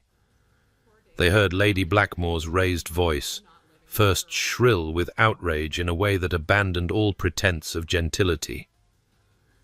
Then came running footsteps, doors slamming, and finally the dowager's voice cutting through the chaos with imperious authority. Sebastian's expression shifted from warmth to wariness. That does not sound like a minor disturbance. They descended together, abandoning the servants' stair for the main corridors, and found a scene of chaos in the entrance hall. Lady Blackmore stood in the centre of the marble floor, her face mottled with fury, gesturing wildly at a young footman who looked as though he wished the ground would swallow him whole. "Absolute impertinence! How dare you suggest that my daughter, that Lady Georgiana... What is happening here?" Sebastian's voice cut through the hysteria like a blade. The hall fell silent as everyone turned to face the Duke and the woman at his side, their hands still linked, their intimacy unmistakable. The dowager emerged from the drawing-room, leaning heavily on her cane, but radiating satisfaction. "Ah, Sebastian. Good. You should hear this." "Hear what?" "It seems Lady Georgiana has made a rather serious miscalculation." The dowager's smile was serene, as a cat contemplating a trapped mouse. "She was discovered in a compromising position with the youngest Henderson son who, despite his mother's claims to the contrary, arrived at Thornbury this afternoon in pursuit of his beloved. Apparently their friendship is rather more intimate than Lady Blackmore was aware." Lady Blackmore's face went from mottled red to ashen white. "That is a lie. My daughter would never—" "Your daughter is currently in the blue sitting room with young Mr. Henderson, who has just proposed marriage and been accepted." The dowager's satisfaction deepened. "It seems they have been conducting a secret courtship for months, and your insistence on pursuing my grandson drove them to desperate measures. Lady Georgiana was never interested in Sebastian, Lady Blackmore. She was merely too afraid of you to say so." The silence that followed was so complete that Arabella could hear the candles guttering in their sconces. She watched Lady Blackmore's elaborate schemes crumble around her, watched the woman age 10 years in the space of a moment, watched something that might have been shame flicker across her features before pride reasserted itself. "I see." Lady Blackmore's voice emerged flat, stripped of its honeyed pretense.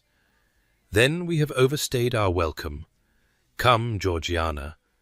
She stopped, remembering that her daughter was no longer hers to command. "That is, I shall see to our departure."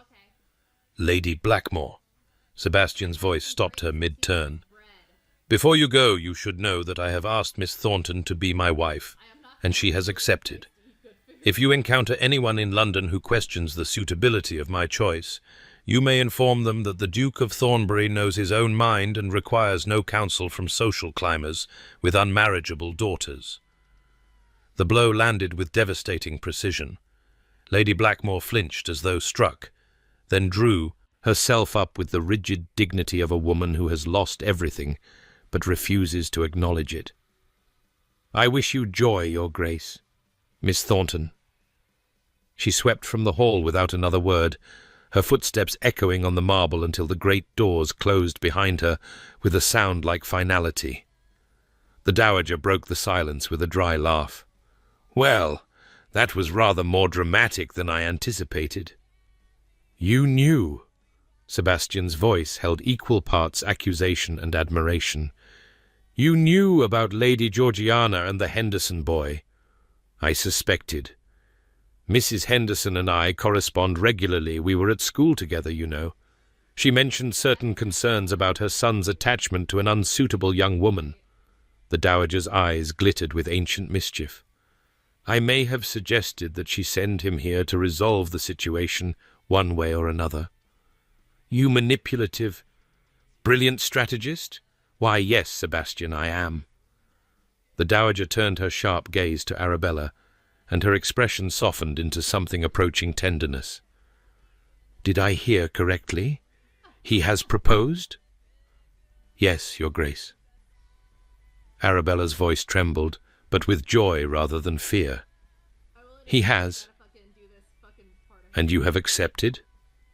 Willingly, without coercion, of your own free heart?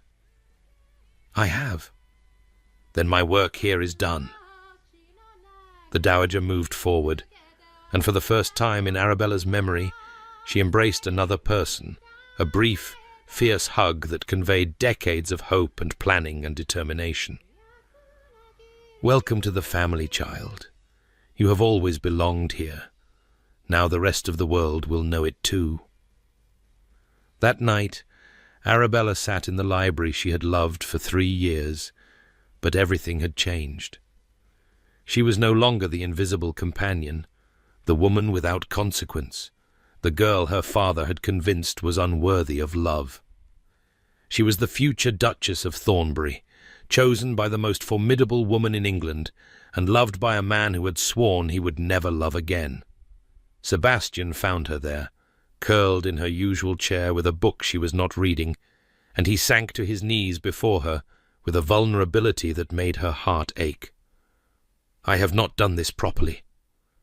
He reached into his coat and withdrew a ring, a delicate thing of gold and rubies that caught the firelight like captured stars. This was my mother's. My grandmother has been keeping it for the woman I would eventually marry. She gave it to me an hour ago, along with a lecture about not ruining my one chance at happiness. She lectures you often, I have noticed. She has earned the right. She was right about everything about me, about you, about us. He took her hand, and his fingers trembled slightly as he slid the ring onto her finger. Arabella Thornton, will you marry me? Will you be my Duchess, my partner, my love? Will you help me learn to be the man I should have become years ago?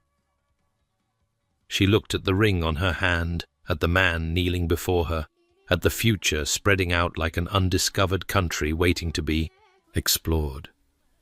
Yes, she said, and the word contained everything all her years of invisibility, all her secret hopes, all her fierce determination to survive and thrive despite every obstacle. Yes, Sebastian, I will. He rose and pulled her into his arms, and they stood together in the firelit library while the autumn wind howled outside, two wounded people who had somehow found in each other the courage to hope again. In her sitting-room upstairs, the Dowager Duchess of Thornbury set aside her correspondence and allowed herself a small, satisfied smile. 3 years of planning, careful manipulation, and absolute faith in her own judgment, and now her grandson would be happy, her legacy would be secured, and the woman she had come to love like a daughter would have everything she deserved. It was, the Dowager reflected, as she rang for her evening tea, rather exhausting being right all the time. But someone had to do it. The morning after Sebastian's proposal dawned clear and cold, the storm's fury spent at last, leaving behind a world washed clean and glittering with frost. Arabella woke in her small room under the eaves for the last time. She realized with a start that sent her heart racing, and lay watching the pale light creep across the ceiling while she tried to convince herself that the previous night had not been a dream. The ring on her finger caught the first rays of sun, its rubies glowing like embers. She held her hand up, turning it this way and that, marveling at how something so small could carry such weight of meaning. Sebastian's mother had worn this ring. The dowager had kept it for decades, waiting for the right woman, and now it was hers. A knock at her door made her sit up quickly, pulling her shawl around her shoulders. "Yes? Miss Thornton?" Sarah's voice came through the wood, hesitant and excited. "Her Grace requests your presence in her sitting room at your earliest convenience, and—" A pause waited with significance. "His Grace is asking after you as well. He's been pacing the breakfast room for the past hour, according to Mr. Davies." Arabella felt a smile spread across her face, impossible to contain. "Please tell her Grace I will attend her shortly, and inform his Grace that pacing is unbecoming in a duke." Sarah's muffled giggle echoed down the corridor as her footsteps retreated. Arabella dressed with more care than she had ever taken in her life. The blue dress was being cleaned after the flood's ravages, so she chose her second best, a soft grey wool that she had always thought made her look washed out, but which Sebastian had once mentioned in passing brought out the warmth in her eyes. She had not known he noticed her eyes. She had not known he noticed anything about her at all. How much she had not known. How much she was still learning. The dowager's sitting room was warm with firelight and the scent of chocolate, a luxury the old woman reserved for occasions of particular significance. She sat in her usual chair, dressed in her finest morning gown, her white hair arranged with extra care, her dark eyes bright with satisfaction. "Sit, child. We have much to discuss." Arabella took the chair across from her, the guest's chair, she realized, not the companion's seat she had occupied for 3 years. The shift in position felt symbolic, a physical manifestation of everything that had changed. "First," the dowager said, "let me look at you properly." Her sharp gaze travelled over Arabella's face, assessing and approving in equal measure. "You are glowing. I have not seen you glow since you arrived on my doorstep, looking like a drowned cat with the weight of the world on your shoulders. I was rather bedraggled that day. You were terrified, grief-stricken, utterly without hope." The dowager's voice softened with rare gentleness. "I watched you rebuild yourself, Arabella. Day by day, year by year, I watched you find strength you did not know you possessed. I watched you become the woman I always knew you could be. And now my grandson will have the privilege of loving you for the rest of his life." Arabella's eyes stung with tears she refused to shed. "Your Grace." "Augusta." The dowager waved a dismissive hand. "You are to be my granddaughter. I will not have you calling me by my title as though we are strangers." "Augusta." The name felt strange on her tongue, too intimate for the formidable woman who had shaped her life for 3 years. "I do not know how to thank you. For everything, for taking me in, for believing in me, for forcing my stubborn grandson to see what was in front of his face." Augusta's lips curved in a smile that was almost mischievous. "That required no thanks, only patience.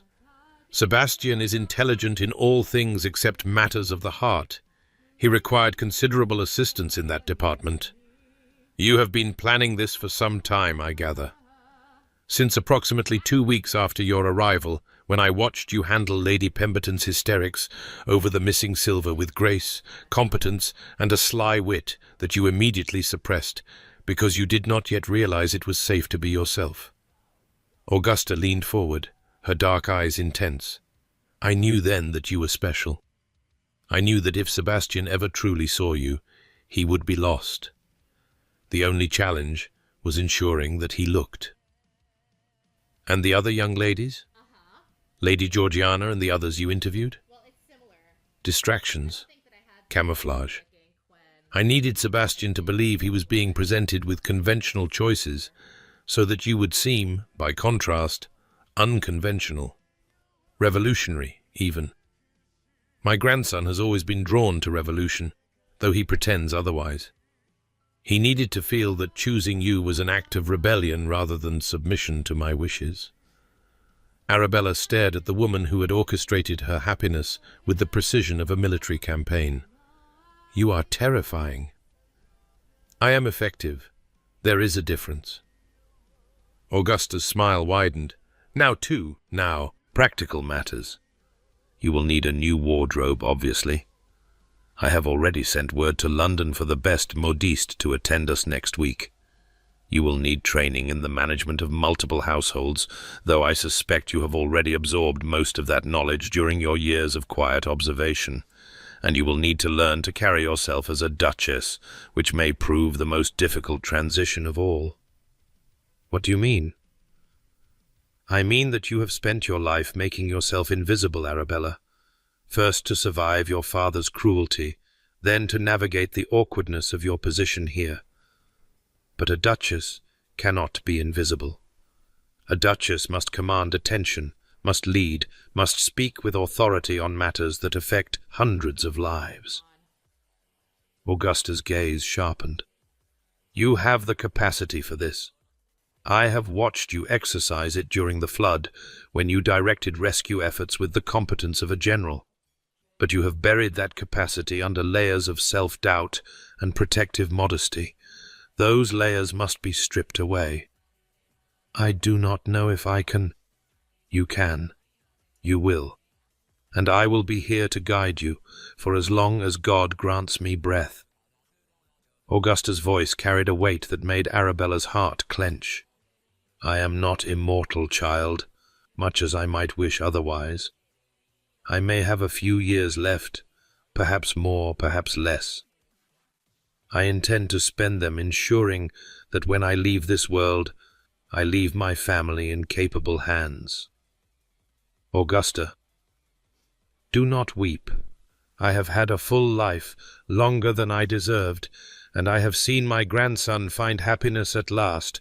Whatever comes next, I will face it with satisfaction. The dowager reached across and took Arabella's hand, her grip surprisingly strong for a woman of her years. Now, Sebastian has been waiting long enough. Go to him. I believe he has plans for the day that do not include an old woman's lectures. Arabella rose, but at the door she turned back. Why me? Truly. Of all the women in England you might have chosen, because you are the only one who could save him. Augusta's voice carried the weight of absolute certainty. My grandson was dying by inches, Arabella, dying of coldness, of isolation, of the walls he had built around his heart. He needed someone who would not be deterred by those walls, someone patient enough to wait, brave enough to persist, loving enough to see the man behind the mask. You are that person.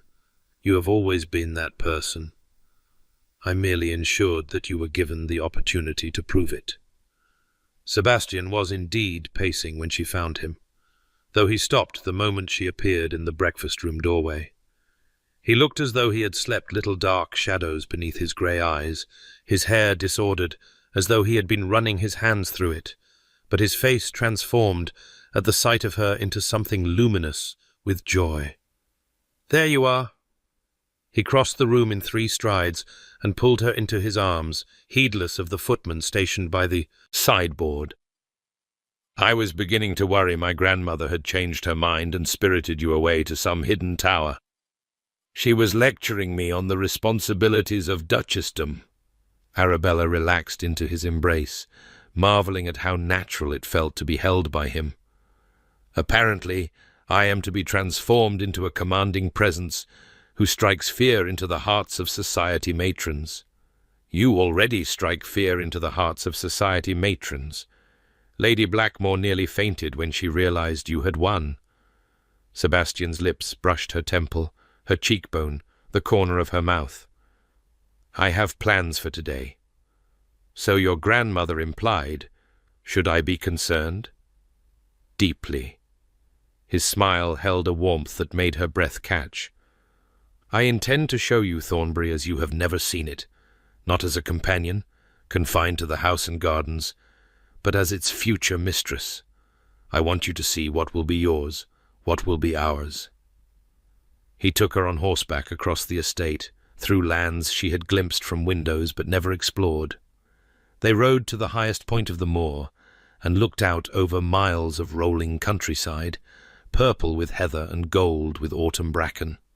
He showed her the tenant farms, introducing her to families she knew by name, but had never officially met families who greeted her not with the wary courtesy reserved for companions, but with genuine warmth and congratulations that brought tears to her eyes. "They know already," she said, as they rode away from the Miller homestead, where old Mrs. Miller had pressed a bundle of dried lavender into her hands with trembling fingers, and whispered blessings in an accent so thick Arabella could barely understand it. "The servants have been talking since last night. By now I imagine half the county knows that the Duke of Thornbury is to marry his grandmother's companion." Sebastian's voice held no trace of concern. "Does that trouble you?" "I thought it might. But when Mrs. Miller hugged me and called me a proper blessing upon this house—" Arabella shook her head, wonder colouring her voice. "These people do not care about my lack of fortune or connections. They care that I waded into the flood to help them. They care that I know their children's names and remember their grandmother's ailments. They care about things that actually matter. They are wiser than London society. Most things are." They stopped at the ruins of an old chapel, its stone walls crumbling but still beautiful, covered in ivy that glowed crimson in the afternoon light. Sebastian helped her dismount and led her through what remained of the doorway into a space open to the sky, where wildflowers grew between ancient flagstones and a single carved angel watched from a broken altar. "My parents were married here," he said quietly. "The family chapel was being renovated, and my mother insisted she would not wait another day. So they came here, just the two of them and a village priest, and exchanged their vows under the open sky." Arabella looked around at the wild, romantic beauty of the place, so different from the formal grandeur of Thornbury Manor, so unexpectedly perfect. "It is lovely. My grandmother calls it impractical and draughty. My mother called it magical." Sebastian took her hands, his grey eyes intent on her face. "I would like to marry you here, Arabella, if you are willing. Not a grand society wedding with hundreds of guests who care nothing for us, but something real, something meaningful, something that is truly ours. Your grandmother will object. My grandmother will be overruled, for perhaps the first time in her life." His lips quirked with amusement. "She has orchestrated everything else. She can allow us this one rebellion."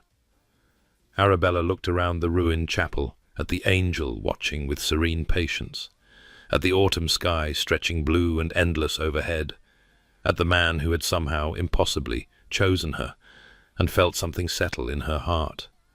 A rightness, a belonging, a sense that this was exactly where she was meant to be. "Yes," she said. "Yes, Sebastian. Let us be married here." The weeks that followed passed in a blur of preparation and transformation. The modiste arrived from London, a formidable Frenchwoman who took one look at Arabella and declared that she had been criminally underserved by whatever provincial seamstress had been responsible for her previous wardrobe. Fabric swatches multiplied like rabbits across every surface in Arabella's new chambers, proper chambers now, befitting a future duchess, though she still sometimes caught herself returning to her old room under the eaves out of habit. The dowager oversaw everything with the precision of a military commander, drilling Arabella on precedents and protocol, testing her knowledge of the estate's complex financial arrangements, correcting her posture and pronunciation with the relentless perfectionism of a woman who would not accept failure. "You are too modest," Augusta declared during one of their sessions. When someone pays you a compliment, you deflect it. When someone challenges your opinion, you yield too quickly. These are habits that served you well as a companion, but will serve you ill as a duchess. I do not wish to be arrogant. There is considerable territory between modesty and arrogance, child. Learn to occupy it. Sebastian watched these lessons with a mixture of amusement and concern, pulling Arabella aside whenever he felt his grandmother was pressing too hard. "You do not need to become someone else," he told her one evening, finding her in the library where she had retreated to escape another lecture on the proper management of household staff. "My grandmother means well, but she sometimes forgets that the woman I love is already perfect. I am far from perfect. You are perfect for me. That is all that matters." He drew her into his arms, and she melted against him as she had learned to do, finding comfort in his solid presence. "If you wish to serve dinner at unconventional times, or address the servants by their Christian names, or read novels in the garden instead of paying calls on tedious neighbours, you may do so. You will be the Duchess of Thornbury. You may set whatever standards you choose. Your grandmother would disagree. My grandmother has gotten her way in nearly everything. She can yield in this." He pressed a kiss to her forehead. "Promise me you will not lose yourself in becoming what you think I need. What I need is you, Arabella, exactly as you are." She tried to remember those words as the wedding approached, as the estate filled with preparations and the guest list, despite Sebastian's wishes for intimacy, grew to include a handful of his closest friends, and what remained of her own distant family. A cousin she barely remembered arrived from Somerset, tearfully grateful to see that at least one member of the Thornton family had escaped their father's shadow of disgrace. An elderly aunt materialized from Yorkshire, declaring that she had always known Arabella was destined for great things, and would certainly have helped her years ago if only she had known of her circumstances. "Vultures," Sebastian muttered, watching the aunt ingratiate herself with every wealthy guest. "They ignored you when you needed them and now swarm to share in your good fortune. Let them swarm. They cannot touch me any more." Arabella watched her aunt with something approaching pity. "She is lonely and poor and frightened of dying in obscurity. If my marriage provides her with a few months of reflected glory, what harm does it do?" Sebastian looked at her with an expression she was learning to recognize wonder, mixed with something deeper. "You are remarkable, do you know that? Anyone else would be bitter. I was bitter for a long time, but bitterness is exhausting, and I find I have better uses for my energy now." The wedding took place on a crisp December morning, 2 months after the night that had changed everything. True to Sebastian's wishes, they exchanged their vows in the ruined chapel, surrounded only by those who truly mattered: the dowager, Sebastian's closest friend from university, Arabella's overwhelmed cousin, and a handful of estate staff who had become family over the years. Arabella wore a gown of ivory silk that the modiste had declared her masterpiece, simple and elegant, and utterly unlike the elaborate confections fashionable in London. Her copper hair was woven with winter jasmine from the Thornbury Gardens. Her mother's pearls, the only jewellery her father had not managed to gamble away, hung warm against her throat. Sebastian stood before the broken altar in his finest coat, his grey eyes never leaving her face as she walked toward him through the wildflowers that somehow still bloomed despite the season. Later, Arabella would learn that he had ordered the gardeners to cultivate winter-blooming varieties specifically for this day, a romantic gesture so unlike the cold Duke, of reputation that it made her heart ache with love for the man he was becoming. "Dearly beloved," the village priest began, his voice echoing off ancient stones and carrying up to the open sky, "we are gathered here in the sight of God." The words of the ceremony washed over Arabella like music, familiar and sacred, and transformed by the context into something entirely new.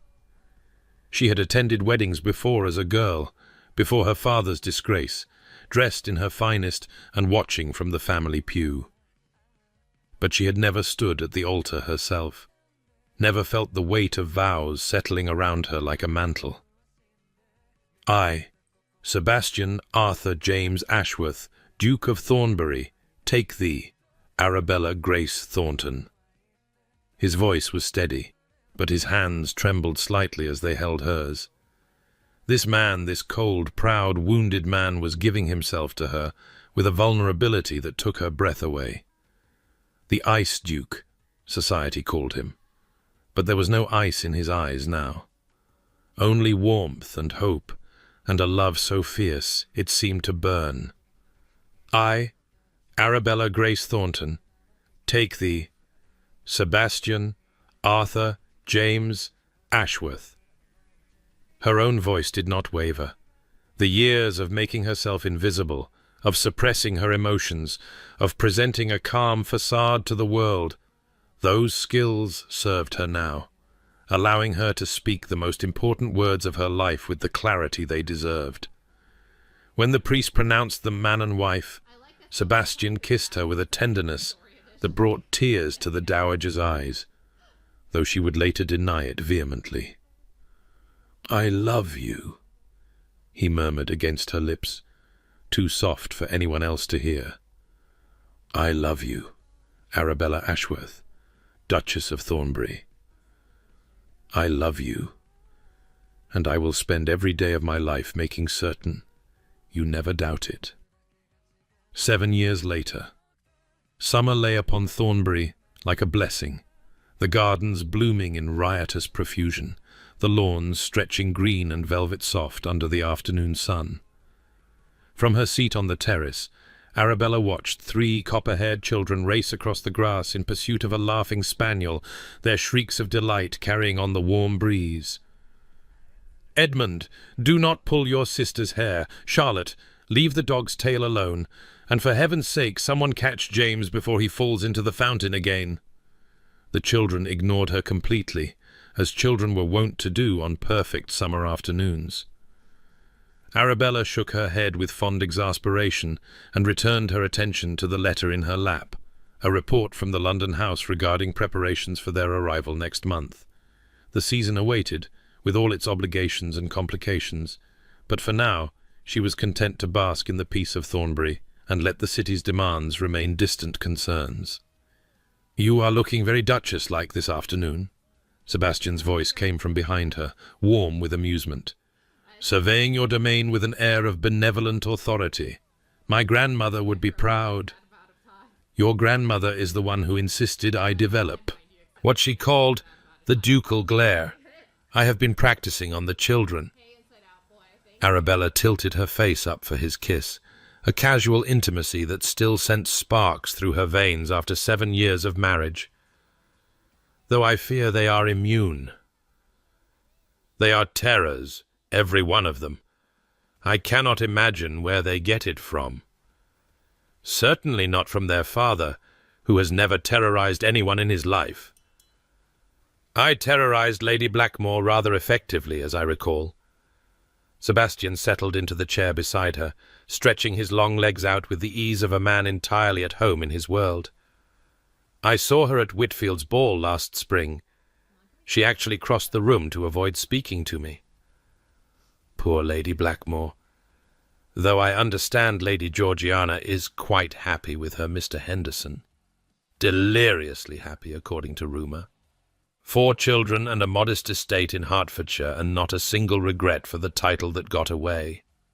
Sebastian's hand found hers, intertwining their fingers with the absent familiarity of long habit. "Speaking of children, I believe our youngest has found the fountain." Arabella followed his gaze and sighed. 3-year-old James sat in the shallow basin of the ornamental fountain, soaked to the skin and beaming with triumph, while his older siblings looked on with expressions torn between horror and admiration. "I told Nurse he would find a way. That child is part fish. He is determined, like his mother. Charlotte has your stubbornness as well, though she masks it with her grandmother's tactical mind. Only Edmund seems to have inherited my more cautious nature. Edmund is 7 years old, and has already informed me that he intends to reform Parliament when he comes of age. I would not call that cautious. Ambitious, perhaps, but he plans his ambitions carefully. Sebastian's voice held paternal pride he no longer tried to hide. He will make an excellent duke some day. Not for many years yet, God willing. Not for many years. They sat in comfortable silence, watching the nursemaid hurry across the lawn to retrieve the waterlogged James, while Edmund lectured his younger siblings on the dangers of fountain-related misbehavior. The spaniel, having escaped Charlotte's attentions, flopped contentedly in a patch of sun, apparently exhausted by the afternoon's adventures. "I received a letter from your cousin this morning," Sebastian said eventually. "She wishes to visit next month." "Catherine? How unexpected. I thought she was firmly established in Bath." "She has apparently found the waters disagreeable, and the society insufficiently elevated." His voice held a trace of the old, aristocratic dryness that had once masked his emotions, but now served merely as gentle humour. "She hopes that a visit to her illustrious relations might restore her spirits." "And her prospects, no doubt. No doubt." Sebastian squeezed her hand. "You need not invite her if you prefer not to. The woman spent years ignoring your existence." "She was afraid of my father's disgrace tainting her by association. I cannot entirely blame her for that." Arabella considered the letter that awaited response on her writing desk. "Let her come. Perhaps being useful to her will be its own reward, and perhaps she has genuinely changed. Either way, I find I have no anger left to spare for old grievances." "You are too forgiving. I am precisely forgiving enough. Anger takes energy, and I prefer to spend mine on people who matter." She turned to look at him, drinking in the familiar planes of his face, the grey eyes that had once seemed so cold, and now held only warmth, the dark hair now threaded liberally with silver, the lines around his mouth that came from smiling far more often than the young Duke of Thornbury had ever smiled. "On you, on our children, on this life we have built together. It is a good life, is it not?" His voice held wonder, as though even after 7 years he could not quite believe his fortune. "Better than I ever imagined possible. Better than I dared to dream." A commotion from the far end of the terrace drew their attention. Augusta the Dowager, though Arabella had long since ceased to think of her as such, emerged from the house in her chair, pushed by her long-suffering attendant, her white hair gleaming in the sunlight, and her dark eyes as sharp as ever, despite her 80 years. "There you are." Her voice carried with the authority of decades. "Edmund, come here at once. I wish to hear you recite the poem you have been learning, and someone fetch James out of that fountain before he catches his death." Edmund obediently abandoned his siblings and hurried to his great-grandmother's side, straightening his spine and clasping his hands behind his back with the formality of a much older child. Augusta nodded approval at his bearing and gestured for him to begin. "I wandered lonely as a cloud," Edmund recited, his clear voice carrying across the lawn, "that floats on high o'er vales and hills." Arabella listened with half an ear, her attention caught by the scene before her. Her son performing for a great-grandmother who adored him, her daughter attempting to teach the spaniel to shake hands, her youngest being wrapped in towels by a scolding nursemaid, while he giggled with unrepentant joy. Sebastian beside her, his hand warm in hers, his presence the steady centre around which her entire world revolved. "What are you thinking?" Sebastian's quiet voice pulled her from her reverie. "I am thinking that I was invisible for so long. So many years of trying not to be seen, not to take up space, not to want things I was told I could never have." She turned to face him fully, and the love in her eyes made his breath catch, as it had on their wedding day, as it still did every morning when he woke beside her. And now I am the Duchess of Thornbury, with 3 beautiful children and a husband who loves me, and a life I could never have imagined. I am thinking about how strange it is the way happiness arrives, not in the shape we expect, but in the shape we need. You deserved this happiness. You always did. Perhaps. But deserving is not the same as receiving. So many people deserve joy and never find it. She glanced toward the dowager, who was listening to Edmund's recitation with an expression of fierce pride. I was lucky. I had someone who saw me when I could not see myself, who believed in me when I had forgotten how to believe. I had you. You had yourself. Sebastian lifted their joined hands and pressed his lips to her fingers. I merely provided the opportunity. Everything you have become, everything you have achieved, that was always inside you, Arabella, waiting for the moment when you would finally believe it. The recitation ended to enthusiastic applause from the gathered family. James, having escaped his towels, made a break for the fountain again before being caught by his father, who swung the squealing child up onto his shoulders and pretended to threaten dumping him back into the water. Charlotte immediately demanded the same treatment, while Edmund watched with the dignified disapproval of an heir who considered such antics beneath him. "Papa is going to drop James in the fountain," Charlotte informed Arabella solemnly. "I heard him say so. Papa is teasing. He would never drop any of you anywhere. He dropped Edmund in the hay wagon last summer. That was an accident. Edmund says Papa did it on purpose because Edmund called him old. Edmund should not call his father old, and Papa should not drop anyone in hay wagons." Arabella tried to maintain a stern expression, but felt her lips twitching. "Both of them are incorrigible." "What does incorrigible mean?" "It means impossible to improve. Like you, my darling, when you put frogs in cook's soup pot." Charlotte's eyes widened with unconvincing innocence. "I was helping. Grandmother said frogs are a French delicacy." "Grandmother says many things that should not be taken as instruction." Arabella pulled her daughter close and breathed in the scent of sunshine and grass and childhood. "Go rescue your father from your brother. I believe James is attempting to remove Papa's cravat." Charlotte ran off, her laughter trailing behind her like ribbons, and Arabella watched her family with a heart so full it felt like it might overflow. Sebastian had indeed lost his cravat to James's determined fingers, and was now engaged in a mock battle with all 3 children, his dignity thoroughly sacrificed to paternal love. Augusta wheeled herself closer, her attendant retreating at a subtle gesture. The old woman's eyes moved from Arabella to the scene on the lawn, and something in her expression softened into satisfaction, so complete it seemed to ease years from her face. "I told you," Augusta said, her voice quiet enough that only Arabella could hear. "I told you he would be happy, that you both would be.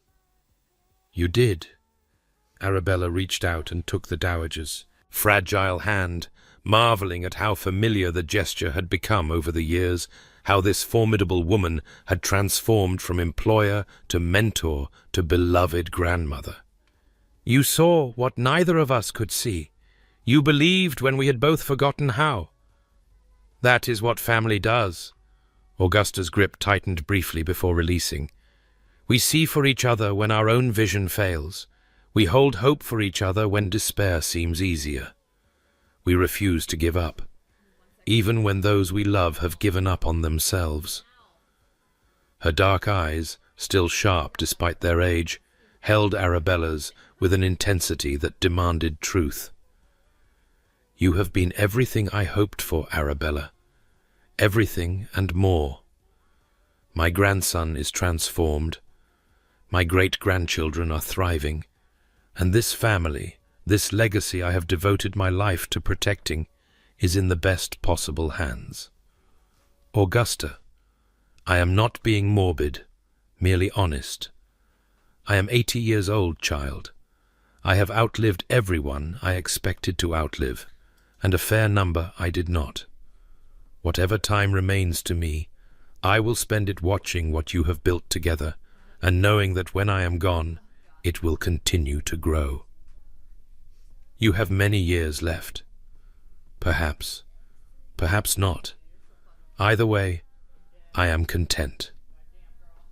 Augusta's gaze returned to the lawn, where Sebastian had finally been brought down by the combined assault of all three children, and was now lying in the grass while they climbed over him like puppies over a patient hound. I am content, Arabella. That is a gift I never expected to receive. The afternoon mellowed toward evening, the light growing golden and soft, the shadows lengthening across the lawn. The children were eventually captured by their nursemaids and carried off for baths and supper, their protests echoing through the manor's halls. Augusta retired to her rooms, claiming fatigue but actually, Arabella suspected, wanting to allow the young people their privacy. Sebastian found Arabella in the garden, standing in the spot where he had proposed 7 years ago, watching the sunset paint the sky in shades of rose and amber. There you are. He came up behind her and wrapped his arms around her waist, pulling her back against his chest. I have been looking for you. I needed a moment of quiet. I love our children desperately, but they are exhausting. They are magnificent terrors. I cannot imagine where they get their energy. He pressed a kiss to her temple. What are you thinking about, standing here alone? I am thinking about the girl who arrived at Thornbury 8 years ago with nothing but a single trunk and a broken heart. Thinking about how frightened she was, how certain that her life was over, how impossible it would have seemed to imagine. This. She gestured at the garden, the manor glowing warm in the evening light, the life they had built together. All of this. That girl was stronger than she knew. That girl had forgotten what strength even felt like. She had been told so many times that she was worthless, that she had begun to believe it. Arabella turned in his arms, facing him, memorizing the face she knew better than her own. You helped me remember. You and your grandmother, and this place, and the life we have created. You helped me see myself as someone worthy of love. You were always worthy. You simply needed someone stubborn enough to convince you. His hand came up to cup her cheek, his thumb tracing the path of a tear she had not realized she was shedding. I look at you now, and I see the woman I fell in love with, but also so much more. You have grown into your power, Arabella. You command this household, this estate, this family, with an authority that would make my grandmother jealous if she were not so proud. I learned from the best. You learned from yourself. We merely provided the space for you to discover what was already there. The sunset deepened around them, painting the world in colors that seemed too beautiful to be real. Somewhere in the house, Arabella could hear the faint sounds of children's voices, their children, their legacy, their future taking shape with every passing day. I love you, she said, the words as true and necessary as breathing. I have loved you since before I knew what love meant, and I will love you long after words fail me entirely. And I love you. He kissed her, soft and deep and full of promise. I love you, Arabella Ashworth, Duchess of Thornbury, mother of my children, partner of my heart. I love you, and I thank God every day for a grandmother who was wise enough to see what I could not. They stood together in the garden as the stars began to emerge. Two people who had found in each other the courage to hope, the strength to heal, and the love to build a life neither had dared to dream of. Behind them, the manor's windows glowed with warmth and light. Before them, the future stretched out like an undiscovered country, full of possibility. Arabella leaned into her husband's embrace and smiled. She had been invisible once, a ghost moving through a world that did not see her. But now she was seen, truly seen, wholly known, completely loved, and the joy of it still took her breath away, even after all these years. The dowager had been right, as the dowager always was. Some people needed to be chosen before they could choose themselves. Some people needed someone to believe in them before they could believe in themselves. And some loves, against all odds and expectations, were simply meant to be.